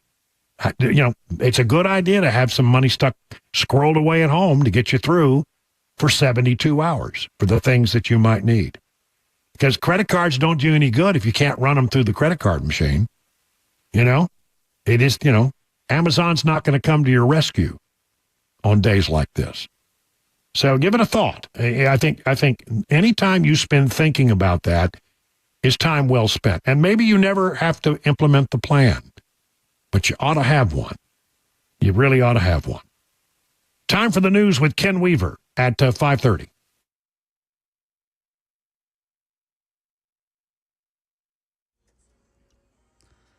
$5:30 on the dot. I'm Ken Weaver with your top stories. We've got the full forecast, traffic updates in 5 minutes, and Hurricane Helene. The death toll now at 121 across several states, and that includes Tennessee, where we have at least 4 reported in East Tennessee. Hundreds still missing in that region, and that's where Channel 4's Dryden Quigley went today with the story about some missing workers. 4 of those missing from Impact Plastics and Unicoi are women who come from a tight-knit Mexican community. They say they were told 4 bodies have been recovered, and they're waiting to find out who it is. For Guadalupe Hernandez, she says her sister, Monica Hernandez, went to work on Friday morning as usual. She then received a call from her around 10:30 saying she was in the factory and it was starting to flood. During the call, her sister says she said goodbye to her children in case she couldn't be saved. Now they've had no sign of her since Friday. She says all of the families started to look for them, some going to one place and others to another. We could not find them. We checked the 2 big hospitals in Johnson City, and they don't have any answers for us. Channel 4 says police told the family that it could take 3 to 4 days to positively identify those bodies. Well, they want a pay hike or they will strike. This news that could disrupt the American supply chains comes as the holiday shopping season gets underway. ABC's Elizabeth Schulze has the latest from Baltimore Harbor, one of the East Coast locations that could be impacted. Up to 47,000 dock workers could walk off the job as of midnight tonight. Some of the key sticking points between the union, the International Longshoremen's Association, and the U.S. Maritime Alliance has been over pay. The union's demanding a 77% wage increase over its next 6-year contract. The United States Maritime Alliance has responded with a 40% pay hike. Some retailers have already rerouted their shipments to the West Coast. And that's the latest news. Traffic and weather next. I'm Ken Weaver, WTN News.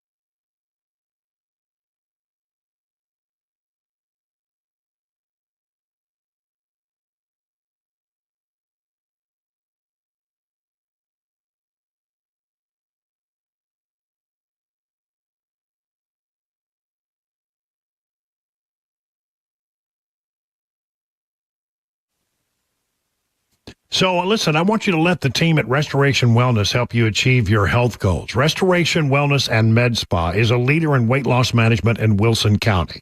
Just call the Restoration Wellness team today at this number. You ready? 615-470-8124, or visit them at their website, restorationwellnessmedspa.com, to book a consultation today.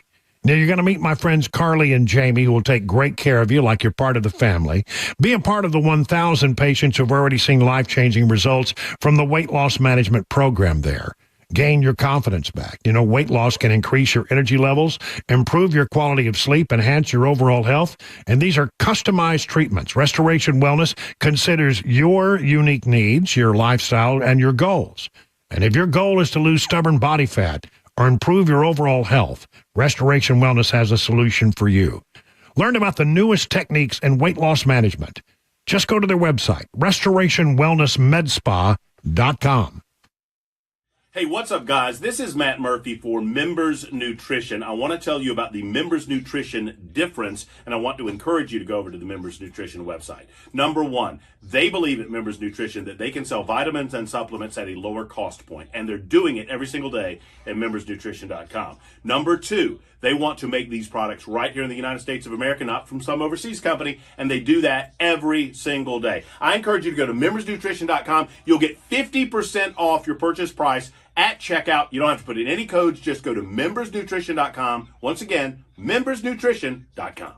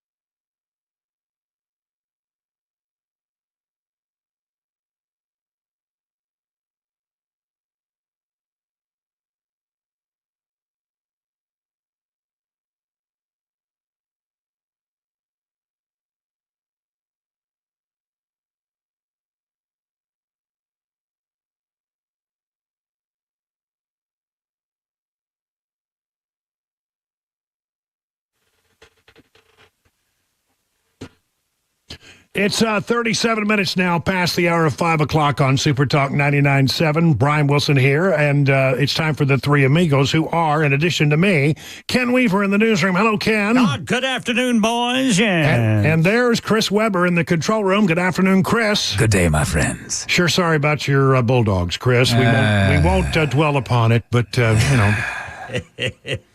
just had to mention it at least. You know what I thought we would do here today? We can at least start. We'll see how much time we have left for other stuff. But we really should stop for a moment and remember the life and times of the now late Christofferson. Yes, sir.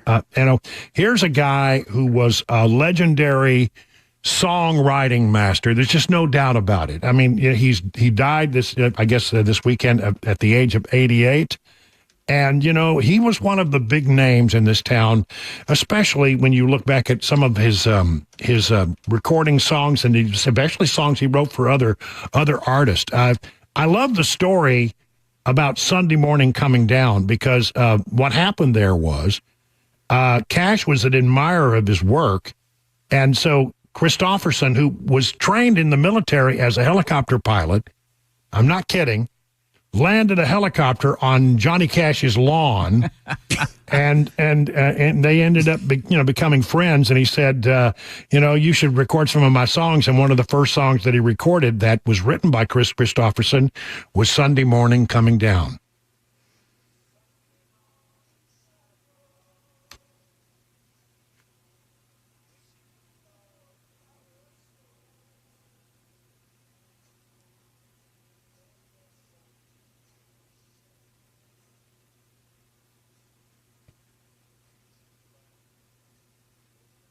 I mean, these were the kinds of songs that he was putting out in the 60s and the 70s.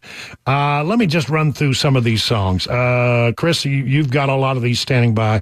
Perhaps his best-known song, 1971, recorded by a lot of people, including Janis Joplin, Me and Bobby McGee.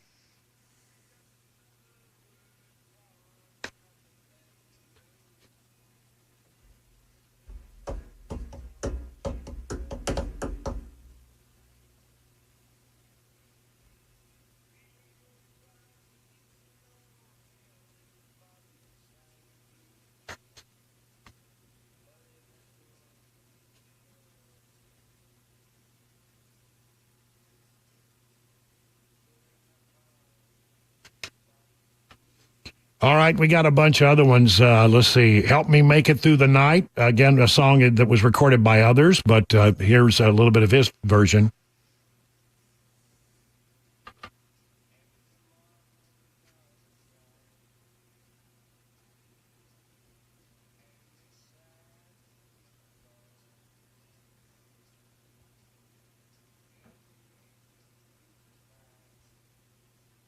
Now, there you go. He opened several shows for Linda Ronstadt at the Troubadour in Los Angeles. His songs earned rave reviews from the Los Angeles Times and an A-listed list of audience members like Barbra Streisand, who he later appeared in a movie with. He said after some of his first songs started to go, he never really had to work for a living after that. I think one of the things that's saddest about this is that there is only one standing highwayman now. Yeah, that's when right. you think about it, so the highwaymen were Johnny Cash, Waylon Jennings, and now Chris Christopher's gone. Those three gone. The only standing member of the highwaymen is Willie Nelson at the age of 91. Yeah. I don't think anyone would have guessed that he would have been the last one standing. No, not the way he lives. But that song that they came out was a bona fide hit, and I remember his part of it. There's called "The Highwayman." It was a song about reincarnation, basically, and he was a sailor out on the sea.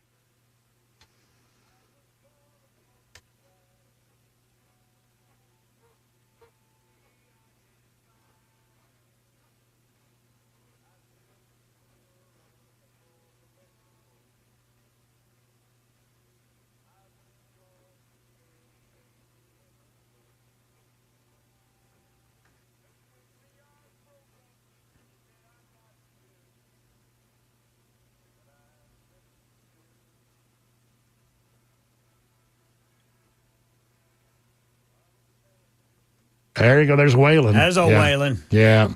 I love that song so much. Yeah, that's a good one. Let's see. What else you got there, Chris? You've got some others ready to go. Yeah, I've got this one. Loving Her was easier than anything I'll ever do again. Oh, I think that was one of his first charting hits, I believe. Yeah.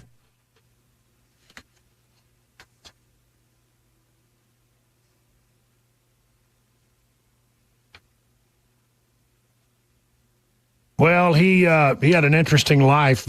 Married to Rita Coolidge for a while. I guess I don't know how long they were married. I didn't know that. He had songs recorded by Janis Joplin, Roger Miller, Al Green, Frank Sinatra, Elvis Presley. Wow. Sammy Smith, Ray Price, Gladys Knight, Emmylou Harris, and Ronnie Milsap.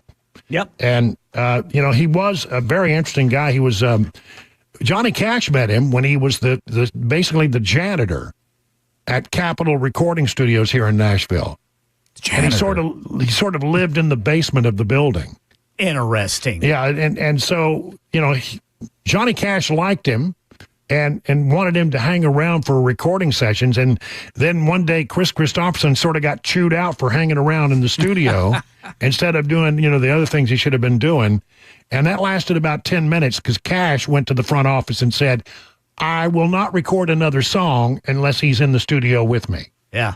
And that was things out. Yeah. That was the end of that. Yes, sir. So again, what a great legend he was. Rhodes Scholar, a helicopter pilot. He served in the military. Born in Texas, and was actually studied British literature at Oxford University. Really? Yeah. What a life, man. Yeah. How in the world did he get all of that in? Yeah. Used to fly commercial helicopters out in the Gulf of Mexico, flying people to and from oil rigs for a while. What years? Because my grandfather went back and forth to oil rigs. Well, that would have been before he hit it big in the 60s and the 70s. So, but wow. He witnessed in the recording studios at Columbia. He witnessed, I guess it was Columbia, not RCA.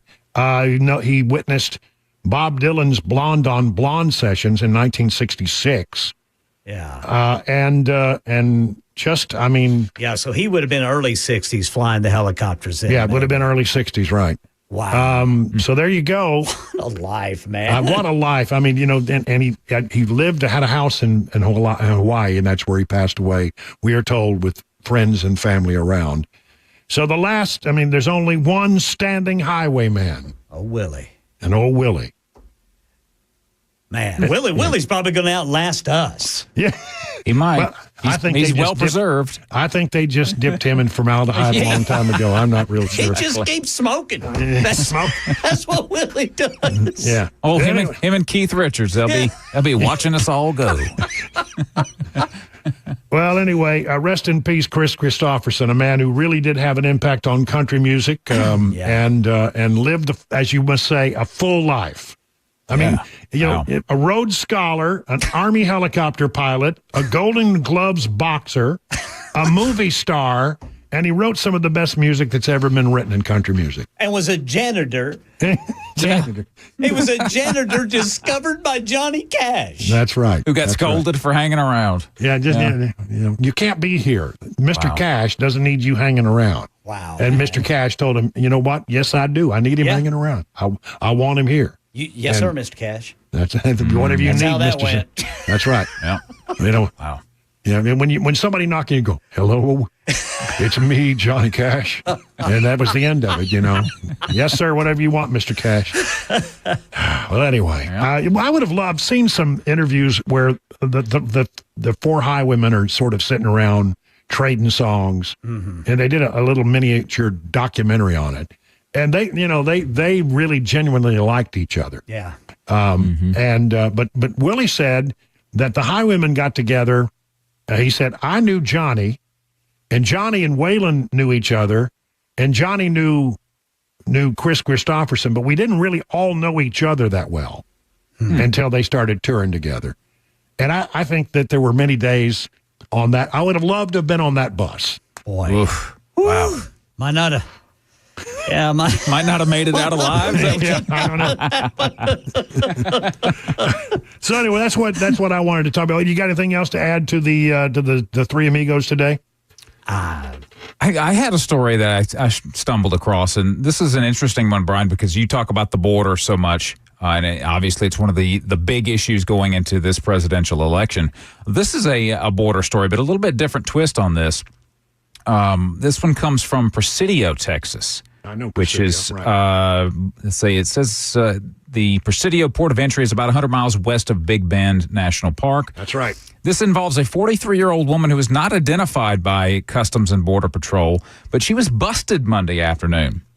According to officials, she comes through the checkpoint there and declares only a cooked meal in her possession during the primary inspection. However, officers noticed during a second exam that her suitcases seemed a little heavier than usual. Shouldn't be quite so heavy, so the suitcases were removed from the car and opened, which led to a discovery. I would let you guys guess what the discovery was, but you'd never get it in a million years. Well, it's not drugs then. So that'd be the first guess. Yeah, mine too. Or human body parts? That's a good guess, but no. It weighed 748 pounds. So that's some heavy luggage. The discovery was 40 rolls of Mexican bologna. It weighed almost 750 pounds. They also found 280 boxes of undeclared prescription medications hidden inside the panels of the SUV, including tramadol, alprazolam. I don't know why I'm bothering this. Anyway, some Zapam type drugs. And discovered more than $7,600 in cash hidden in the vehicle as well, which of course was seized. $700. But 750 pounds of Mexican bologna was the big discovery in that one. I got to know about Mexican bologna. That sounds some good stuff. It must be some good stuff if you're gonna take 780 pounds of it north. Right? They were big logs of bologna. Like the big industrial size hunks of bologna. Good 5-6 inches in diameter. I don't think you could make me eat a Mexican bologna sandwich. Even with a gun to my head, I don't think I could eat it. Bologna has got low enough standards that when it's made in a good country, that's got high standards. But the Mexican bologna, the Mexican might be a little bologna, more lax on what goes in there. No, I don't think I want to even know what's in that Mexican bologna. That's true, man. But interesting enough, you're carrying drugs, so you want to be as low key as you possibly can be. So what in the world possessed this woman to send 800 pounds of bologna into the car? The only thing I can think of is maybe she thought the bologna would be the discovery, and then they would go, oh, come on now, you can't bring all this in. And then, all right, go on your way. And then she would have gotten in because the drugs were hidden inside the panels of the truck. Find the bologna and let the drugs through. Right, I guess that's what she was thinking, but it didn't work. Didn't work. Yeah. By the way, the bologna was destroyed. Well, they didn't even send it back. They just destroyed it. No, it's got to be. You can't let it in. How do you destroy it? You blow it up? You burn it? What do you do with bologna? Make a bunch of sandwiches. They're eating good down on the board. Somebody maybe say, you destroy it because, you can't bring food into the country, and, that's the thing when you go, like when I went to Canada just the other day. Yeah. That's the thing. You bringing any food into here? No. I scarfed down that bear claw already. No, it was apple fritter. Oh, apple fritter. Pardon me. I forgot. No, well, we don't talk about the apple fritter. No, it's a very bad story. Still sensitive on that one. 50 minutes now past the hour of 5 o'clock on Super Talk.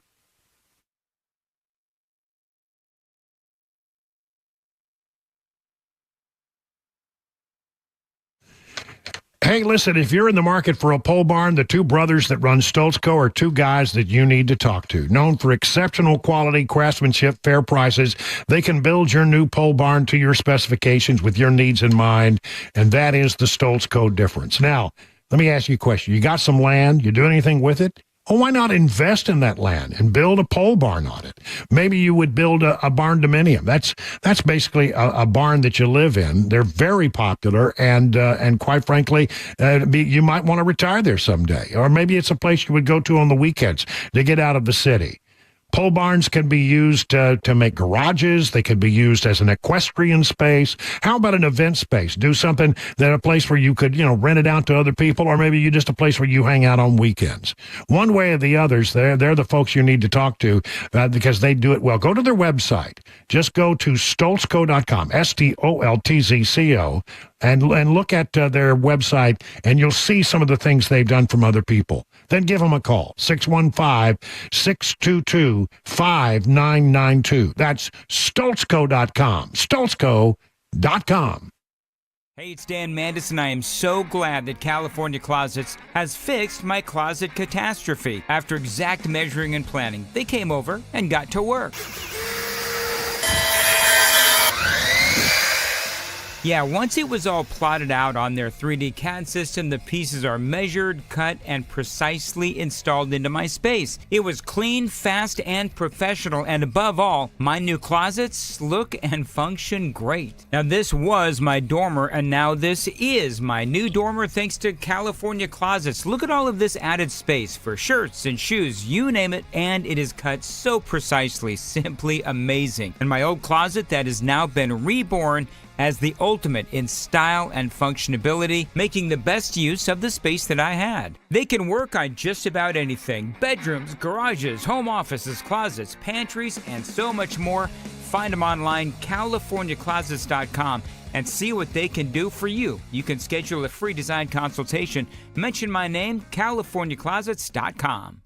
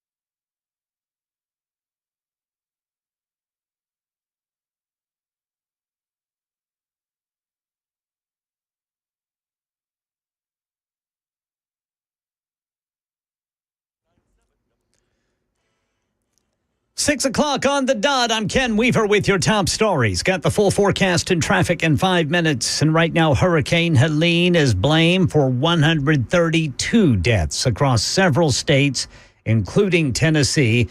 The death toll rising by 11 in just the past half hour. The White House says there are more than 3,500 federal response personnel deployed in supporting response efforts across the region. At least 50,000 personnel from 31 states and D.C. and Canada responding to power outages.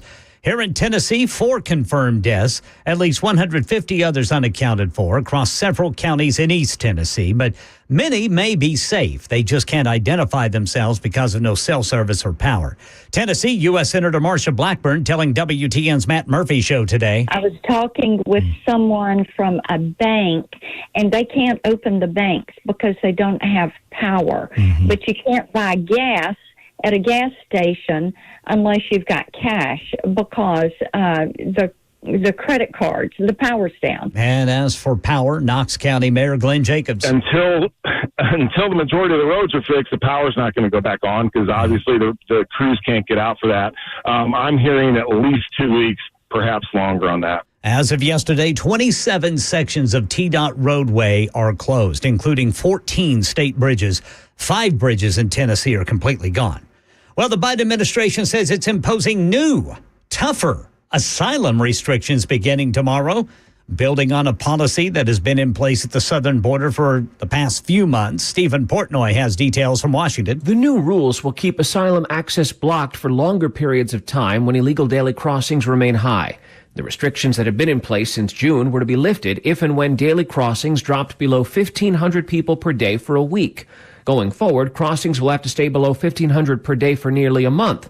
Previously, only migrant children from Mexico were included in the count, and now the Biden administration will count all minors toward the total. Mideast wars raging. Here's Karen Travers. The U.S. expects Israel to imminently begin a limited ground operation into Lebanon that would be targeted in order to clear out Hezbollah infrastructure near Israeli border communities and then pull their forces back. That's according to a senior U.S. official. President Biden was asked Monday morning if he's comfortable with Israel's plans. I'm comfortable with them stopping.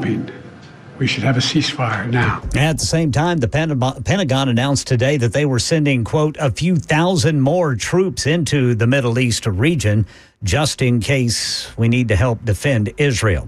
That's the latest news. Traffic and weather next. I'm Ken Weaver, WTN News. Hey, it's Dan Mandis, and I am so glad that California Closets has fixed my closet catastrophe. After exact measuring and planning, they came over and got to work. Yeah, once it was all plotted out on their 3D CAD system, the pieces are measured, cut, and precisely installed into my space. It was clean, fast, and professional, and above all, my new closets look and function great. Now, this was my dormer, and now this is my new dormer thanks to California Closets. Look at all of this added space for shirts and shoes, you name it, and it is cut so precisely, simply amazing. And my old closet that has now been reborn as the ultimate in style and functionality, making the best use of the space that I had. They can work on just about anything: bedrooms, garages, home offices, closets, pantries, and so much more.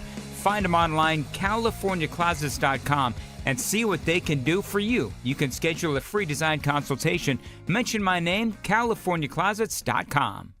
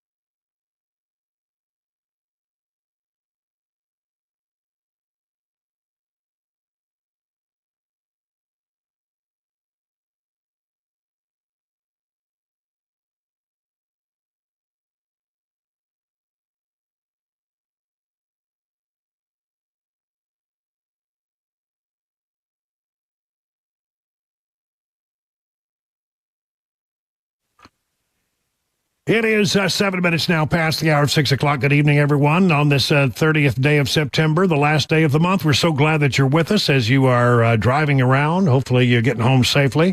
While you're on the way, let me see if I can give you some news that you haven't heard about. Things, I'm not saying that other guys on the show don't cover that. They do. But, I mean, this is the place where you come, where you find stuff that the others are just not reporting. Now, I want to spend some time talking about where we are 2024 election-wise.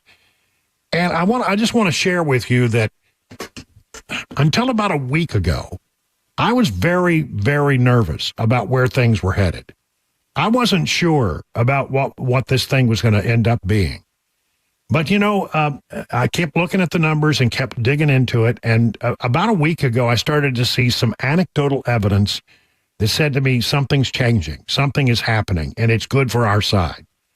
And today, I now have more evidence of that. So if you twisted my arm about a week ago and said, tell me who's going to win, I don't think I could have told you. It was that close. There's no doubt that after Joe Biden left the race and it was Kamala Harris, Democrats rallied around her. She had a pretty good convention. And then there was that disastrous debate that didn't go so well for our side. And it was looking there for a moment like, I don't know how this thing's going to end up. But I sort of am now becoming cautiously optimistic that it's coming back our way, that we've hit the high water mark on Kamala. And people have, had time to consider her. And after considering her, I think they are largely rejecting her. And also, understand that, again, what you have to understand is in this election, red states are going to vote red and blue states are going to vote blue. And it's about 6 to 8 different so-called battleground states that are going to make the difference here. And they've been tightening up. Those numbers have been really tightened. But today, a poll from the pollster that was the most accurate in the last election cycle, Atlas Intel, they got it. They were, I think, 1/10 of a point off. By far, they were the most accurate polling company. And here's, because after the election, you go back and you compare, well, what was your best guess? And at the end, and where did we end up? And they were the most accurate.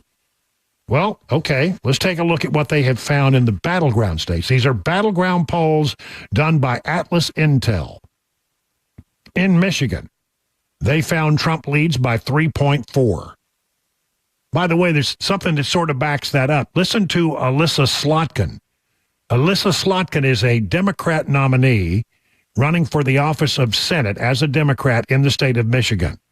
And this is what she told her supporters. I'm not feeling my best right now about where we are on Kamala Harris in a place like Michigan right now. We have her underwater in our polling. So they have her underwater, and this poll has Trump up by 3.4 in the important battleground state of Michigan. The swingiest of all the swing states, no doubt, is going to be Pennsylvania. And Atlas Intel has Trump leading in Pennsylvania now by almost 2.9%. By the way, that's also backed up by a Trafalgar poll, which has Trump leading in Pennsylvania by 3. That is huge. Wisconsin, they have Trump up by 1.5. Arizona, they have Trump up by 1.2. In Georgia, they have Trump up by 0.6. Now, if you get to North Carolina, and I'm not sure I believe this number, but they say that Harris leads by 2.4 in North Carolina, and Harris leads by 2.8 in Nevada. But if you take all of those battleground states that I went through there, and the ones that awarded that Trump was leading in, you award to Trump, and the ones where Harris was leading, you award to Harris, Donald Trump would win the Electoral College vote with plenty to spare. He would have accumulated 290 Electoral College votes. You only need 270. That would be a wipeout. That would be a wipeout. That would be a landslide. 290, that would be something. Now, again, I don't ever look at one poll and make a decision, but I like this poll. I like what it says, and it seems to back up the anecdotal evidence we've been hearing and a lot more. And I think something is happening. And it feels like that whatever whatever her high water mark was, that is in the distant past. And that Trump is now on the surge, and the momentum is going his way. He's got the mo. Part of it has to do with how well he's doing across the country with Hispanic voters. I'm going to throw some numbers at you here, and I want you to listen very carefully. In 2012, Democrats had 44% advantage, 44-point advantage among Hispanic voters. That came down in 2016 a little bit. In 2016, Democrats had a 38% advantage among Hispanic voters. In 2020, it fell even a bit more. In 2020, Democrats had a 33-point advantage with Hispanic voters. Where are we now? Democrats have only a 14% advantage. They've gone from 44% in 2012 to 14%. So basically, we're talking about a 30-point. It comes out to 29, actually, because some of these are rounded up numbers. But it comes to 29 points that Democrats have lost in Hispanic support. And it's all gone to Donald Trump. Here's Steve Kornacki, the number cruncher at NBC, trying to explain what's happening. And he has some other numbers that he wants to share about Hispanics and where they are on the major issues of the day.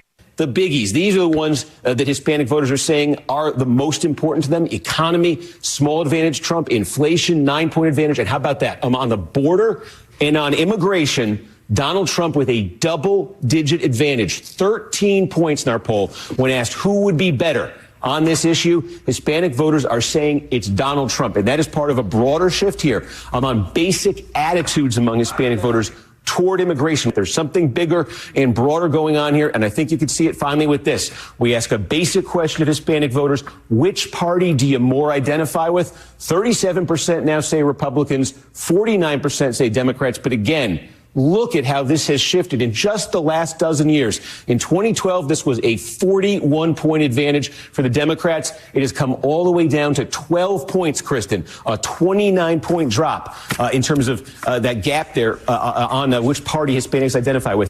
29-point drop. So, I mean, what's really shocking about this for a lot of people is, and it's certainly shocking for the Democrats, they thought by opening up the borders that they were going to win votes among Hispanic voters. Turns out that's not true at all. That Hispanic voters, they care deeply about the border, but they sort of resent what's happening at the border. Or those people who came here legally, they really resent what is happening. And the other part of it is that they are not one-issue voters. They care deeply about the economy, and they look at the economy and realize they had it much better under Donald Trump. So, I mean, Hispanic voters, okay, right. Well, there's more.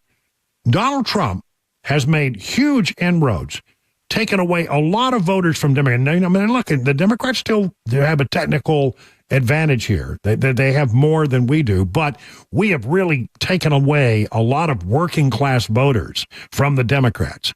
Here's Harry Enton over at CNN crunching the numbers again. It's all right. This is union households. This is a Democratic margin in presidential election.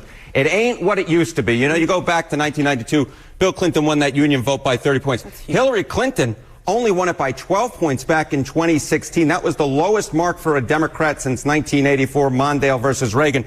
But look at where Kamala Harris is today. She's only leading by 9 points. That would be the worst Democratic performance in a generation, 10 points off the mark of Joe Biden, who of course won 4 years ago, who was sort of that union guy, Union Joe, right? Won it by 19 points. She's 10 points off his mark, and the worst in a generation if this, in fact, holds, Sarah. Talk to me about manual labor, those folks who went to trade schools. Yeah, those folks who use their hands. I think a lot of people oftentimes conflate the union vote with those who use their hands. Look at this margin. This, wow, to me, oh boy, does this tell you about the state of our politics now versus back in the early 1990s. Margin among vocational and trade school grads in pre-election polling. Bill Clinton was leading that vote over George H.W. Bush by 7 points. Look at where Donald Trump is today over Kamala Harris, a 31-point advantage. When I think people think of the working class, they think of people who use their hands, and we know that Donald Trump has been going after that vote, and he is in a very very strong position, more so perhaps than any other bloc. The folks who go to trade school, vocational school, that has moved from being a core Democratic group to now being a core group of Donald Trump's massive amount of support among the working class. All right, let's move on to voters of color. And there's a very specific group that you looked at. And what are you seeing there? Yeah, we have been noting on this program, right, that Donald Trump seems to have been having some real impact among voters of color, getting into that traditional Democratic support. And I was very interested to see this because we're talking about the working class, right? So this is the margin among non-college graduates, all right, the voters of color. You go back 4 years ago, look at that. Joe Biden won that group by 45 points. Look at where Kamala Harris's support is today. That lead is down 17 points to just 28 points. And I will note that the margin among voters of color who actually graduate college has only been changed by 5 points. 5 points compared to 4 years ago. The reason Donald Trump is doing so well amongst voters of color is because he has really gone in and grabbed a lot of voters that he didn't previously have among those who didn't graduate college. And this is part of a larger trend that we're seeing throughout our politics era, in which Republicans, specifically Donald Trump, is doing very, very well among working class voters, whether they were in unions, whether they went to trade school, or whether they're voters of color. The fact is Donald Trump seems to have gone into a hotbed of traditional Democratic support and made a lot of movement in ways I don't think a lot of people would have thought when he went down that escalator just back in 2015. I mean, that's amazing. I mean, Donald Trump has made major inroads into Hispanic voters, into voters of color, into working class voters. I mean, it's true that Bill Clinton had the working class voters, all sewed up way back in, say, 92. And now it is completely shifted, where the working class people more identify with Donald Trump than Kamala Harris. Now, look, it's still going to be a fight. And look, some of these numbers may be off. Who knows? But what I'm feeling is, through the anecdotal evidence that I get and the polling data that I get, I'm starting to feel just a little bit more positive about how Donald Trump may fare in this election. And if this Atlas Intel poll is correct, and man, I hope it is, it could be a real sign that something big is about to happen.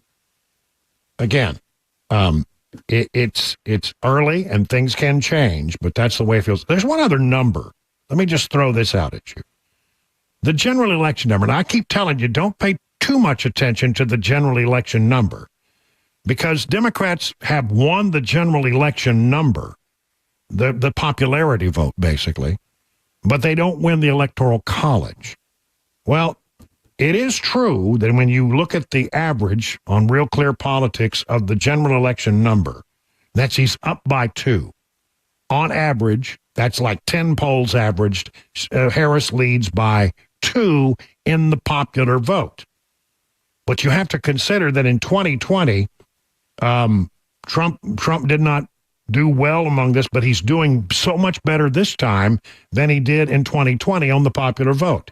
He's 4.5 points ahead of where he was with the popular vote in 2020 at this point in the campaign. So he's doing better among the popular vote. He's doing better among Hispanic voters. He's doing better among color of the voters of color. He's doing better in the battleground states in recent days. I mean, it's just a lot of stuff is starting to make me start to think that there is something going on here. And I like it. I like the way it feels right now. So keep an eye on this stuff, and we will do it, of course, keep a close eye on it every day. But a shift in the last week or two in a direction that I really think is quite positive for our side. 20 minutes now past the hour of 6 o'clock.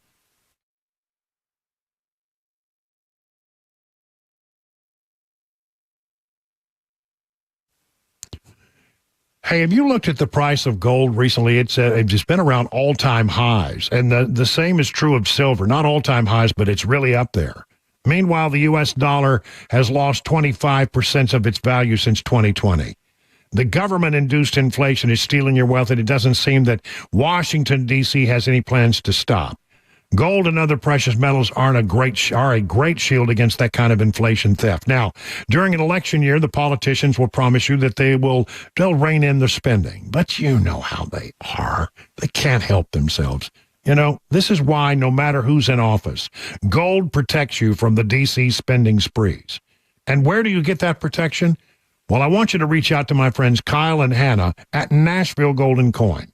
They will take great care of you and keep you informed on all precious metals. I mean, act now and get your shield against out-of-control government spending. Go to NashvilleGoldandCoin.com. That's NashvilleGoldandCoin.com and set up your appointment today. The guaranteed offer is the easiest way to sell your home. It's really simple. We bring you an all-cash offer. You close in as little as 21 days. No home inspections, no lockboxes, no open houses. Go to markspain.com to get a guaranteed offer and start packing.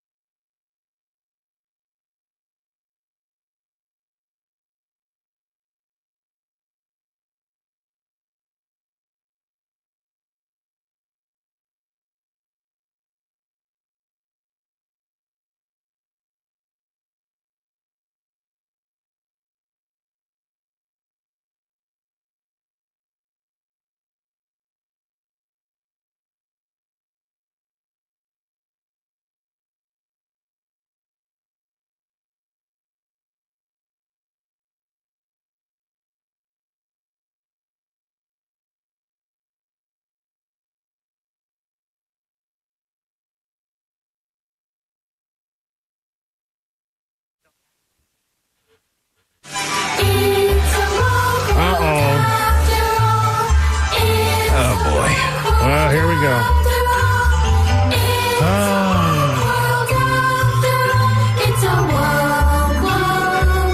Well, that's right. It's a woke world. Oh, they're not done.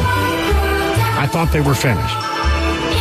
Oh, my. You know, this song will be with you the rest of the day.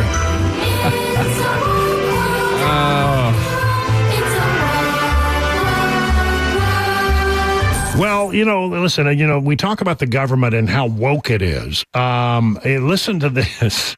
FEMA, the organization that you count on, the Federal Emergency Management Agency, FEMA, they are supposed to be, you know, coming to your rescue. But some people say that they're not seeing the kind of response they want to see from the federal government. We need people coming to help. The ability to bring in supplies, food, water are number one. Mm-hmm. Gas is number two. Cell service is number three. Yeah. And there's very little attention, I feel like, being paid for support crews coming in to take care of this. Yeah, that's right. I mean, they're saying we need more. Where's the federal government? Well, FEMA's on the way, but according to Fox Business, the number one priority at FEMA, you might think, was being ready to respond in times of national emergency. But no, it's not. According to their plan, one of the top priorities is making sure they are full of the proper diversity, equity, and inclusion plans.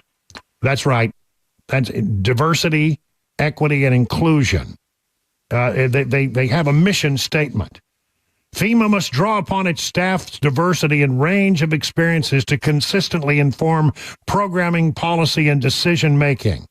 Through investment in diversity and inclusion efforts, including employee resource groups and multicultural training, FEMA can increase its employees' involvement and participation in cultivating a culture of inclusion.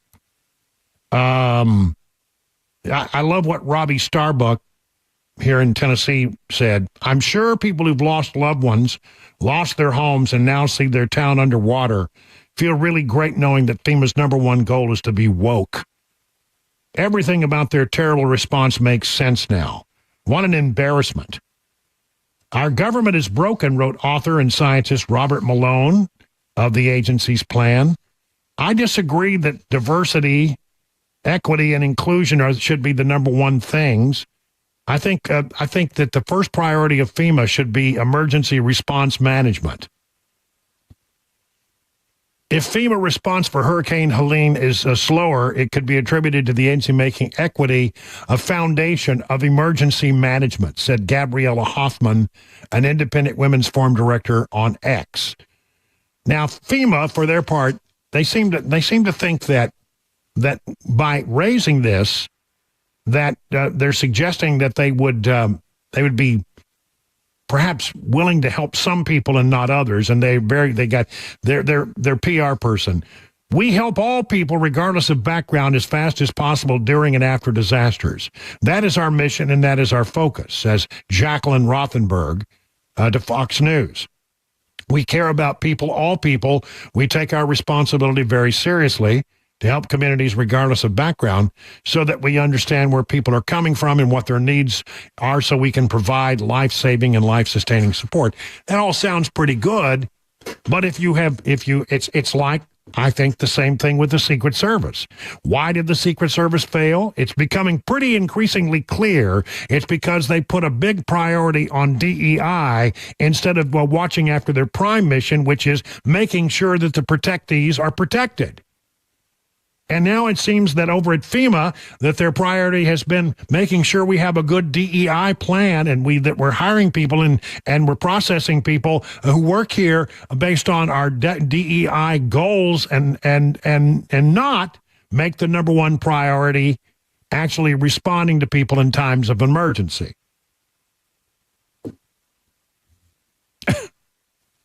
Listen, this stuff does have an impact. It truly does. And if you're wondering why in the next few days people are talking more and more about where is the federal government, where is FEMA, this might be just part of the problem. 30 minutes now past the hour, time for the news.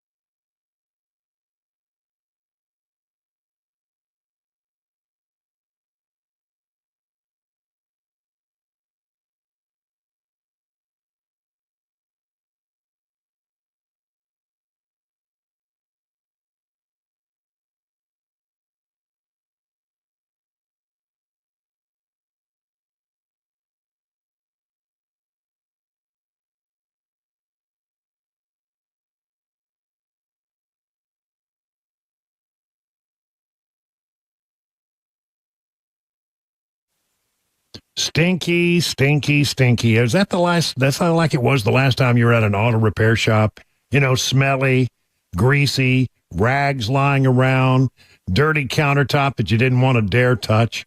Another thing that stinks is repair shops that keep your car forever. They're not honest. They don't call you back when they say they're going to. Well, if that was your experience at a vehicle repair shop, it's time to try URFIX. URFIX takes the stink out of European auto repair.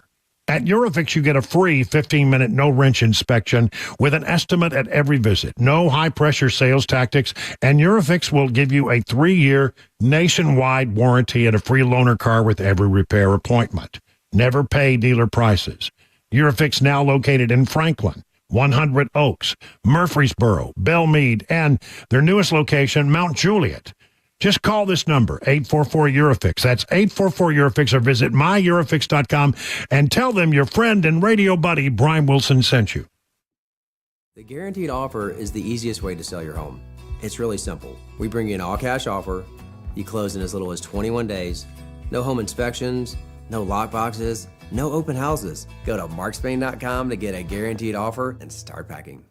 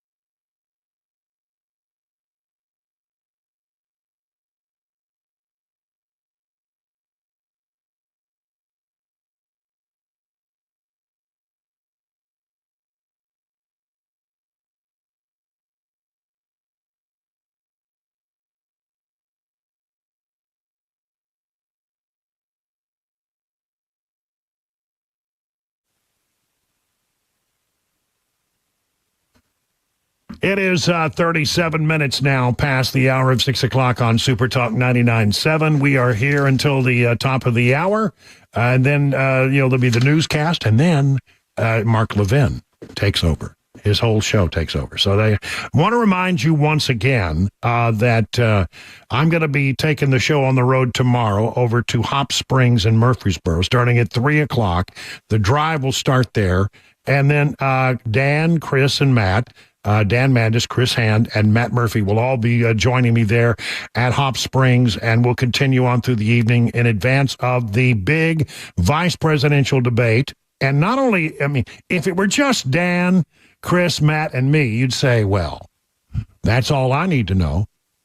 But there's more. Yes, even more. But wait, there's more. The folks at Fox Nation are going to be broadcasting live from the same location. And they're going to be going on before and after the debate. And so, I can't tell you who's going to be there because I'm not absolutely certain. But if the rumors are true, you're going to want to come. Wow. All right. Just saying. It'll be good. It'll be good. So anyway, Murfreesboro, Hop Springs, the big vice presidential debate, J.D. Vance versus Tim Walz. Find the details at 997WTN.com. Hope to see you there. Thanks to the Glock Store for sponsoring this event, and we really appreciate that. So it's gonna be a fun night. Last time I was there in the 3 o'clock hour, and it was pretty full by 3:30. That's the way to do it. Yeah, I mean, there was still some room, but I mean, it really started to pack them in about 4 and 5. So the way I understand it, I've heard that they are working to get more accommodations because of that last time, because we had such a good crowd down at Hop Springs. So they're trying to, make sure we have enough for everyone.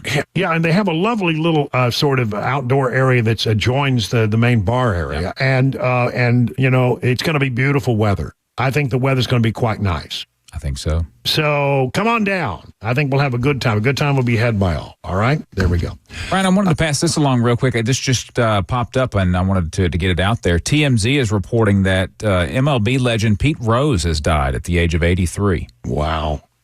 Yeah. Without being in the Hall of Fame. Yeah. Baseball's hit king.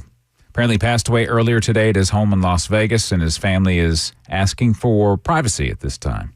Wow. So, well, there you go. Sad news. A bit of sad news. And TMZ usually gets those kind of things right. Yeah. So I'm sure that's probably accurate. Well, it's a sad day and a sad story there. Because, I mean, what he wanted more than, when they call him Charlie Hustle. That's him. Yeah. All he wanted to be was in the Hall of Fame. And sadly, he didn't make it because of his past gambling. But I always thought that they would eventually come around. Yeah, me too. But they never did. I hate they probably will now that he has passed on. With an asterisk. Yeah. Yeah, probably. Yeah, too bad. Well, okay. Thank you for that. Appreciate it.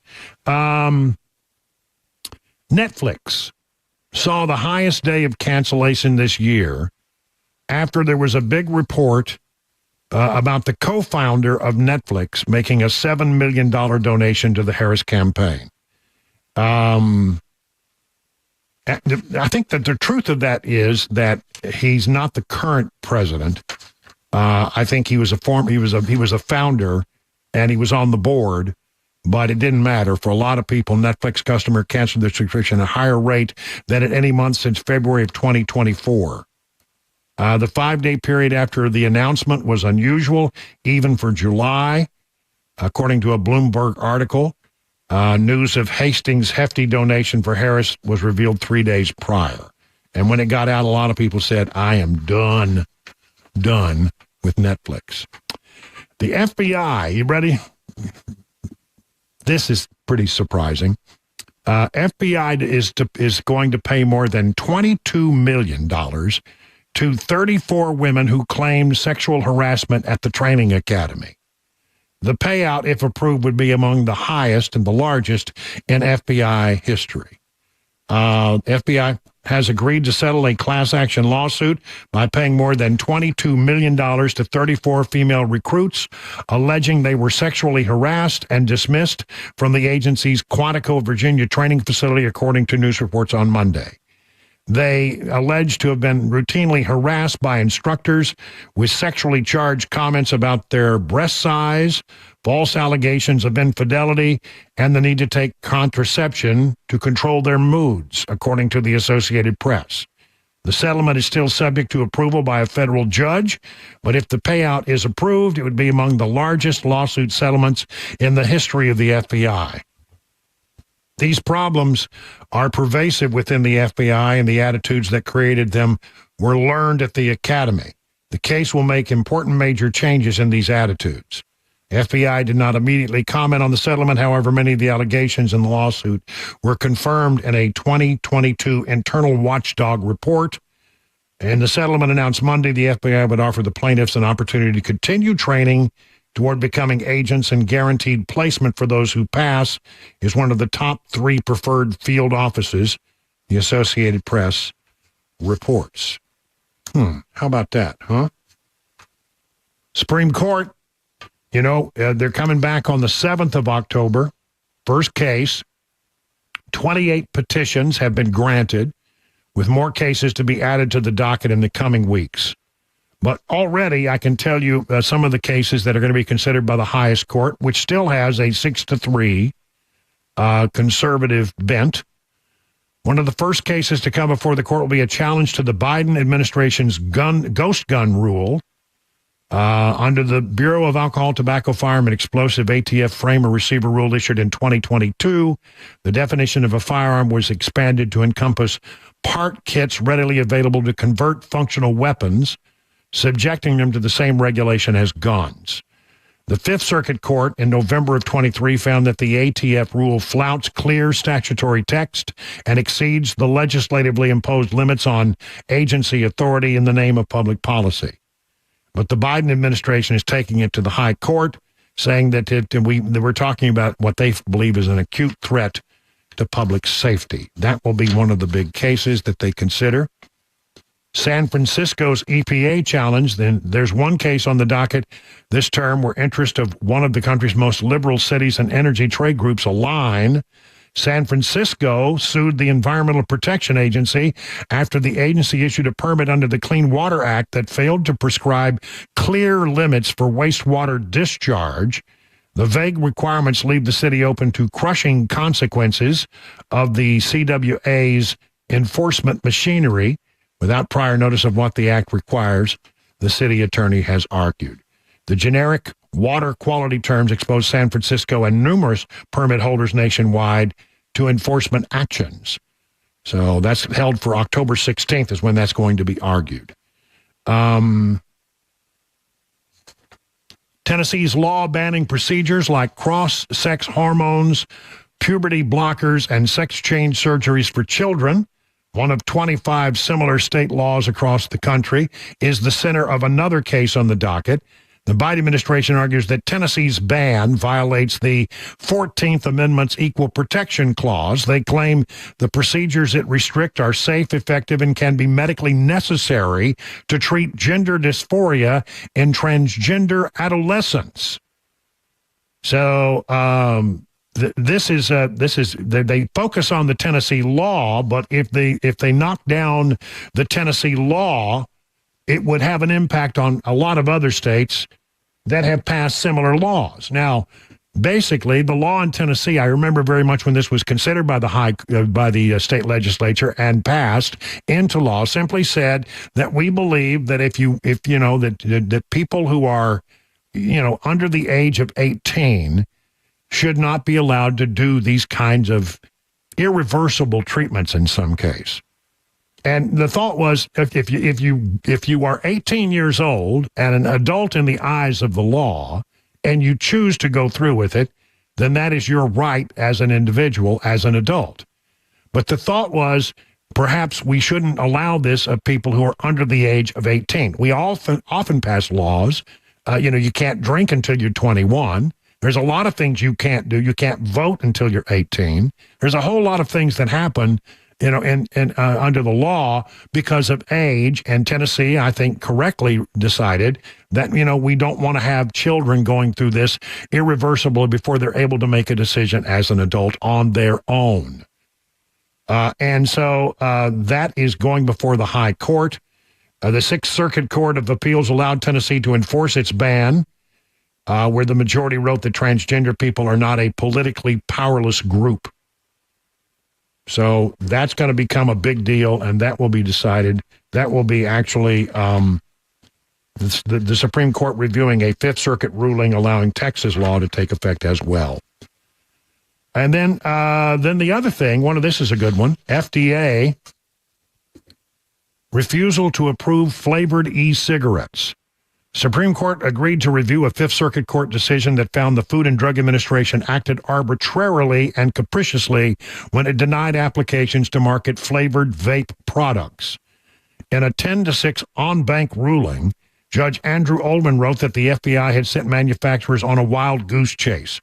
After telling manufacturers their marketing plans were critical to their application, FDA candidly admitted it did not read a single word of the 1 million plans. The FDA maintains that the public's products pose serious risk to youth and had said that you can't do this. So that will be decided before the high court as well. Again, there are some 28 cases that will go before the high court, and more will come in the days ahead. Read this earlier, still can't believe it. 4% of Haiti's entire population has entered the United States under Biden-Harris. And wait, there's more. That's right. You know, we talk about how many people from Haiti are coming to this country. When you add it all up under the Biden-Harris administration, it comes to what would essentially be 4% of the entire population of Haiti has now moved to the United States. Wow. And the thing you've got to know right now, and the thing I think is so important for you to understand is, the Biden administration is going to make the case that things are better at the border now. We've got the border under control. It just took us a while, but we got it under control. You know what? The same number of people are still coming in. They're just not coming through the border. The story here is that about, 4% of Haiti's population was basically flown to the United States so that they didn't appear at the border. They're still coming in. They're just coming in on planes. And in many cases, you, the American taxpayer, are paying for these flights. It's hard to believe, but it is absolutely true. The situation is not getting one bit better. It's just that you can't see them because they're not coming across the border. They hated those drone pictures, and they hated those pictures from Bill Maloogian and the folks at Fox, people coming across the border. Well, they've just simply changed it so that they're coming in on planes. We've brought in, according to what some have calculated, 6% of the populations of Nicaragua, Cuba, and Honduras, and 4% of the population of Haiti. 50 minutes now past the hour.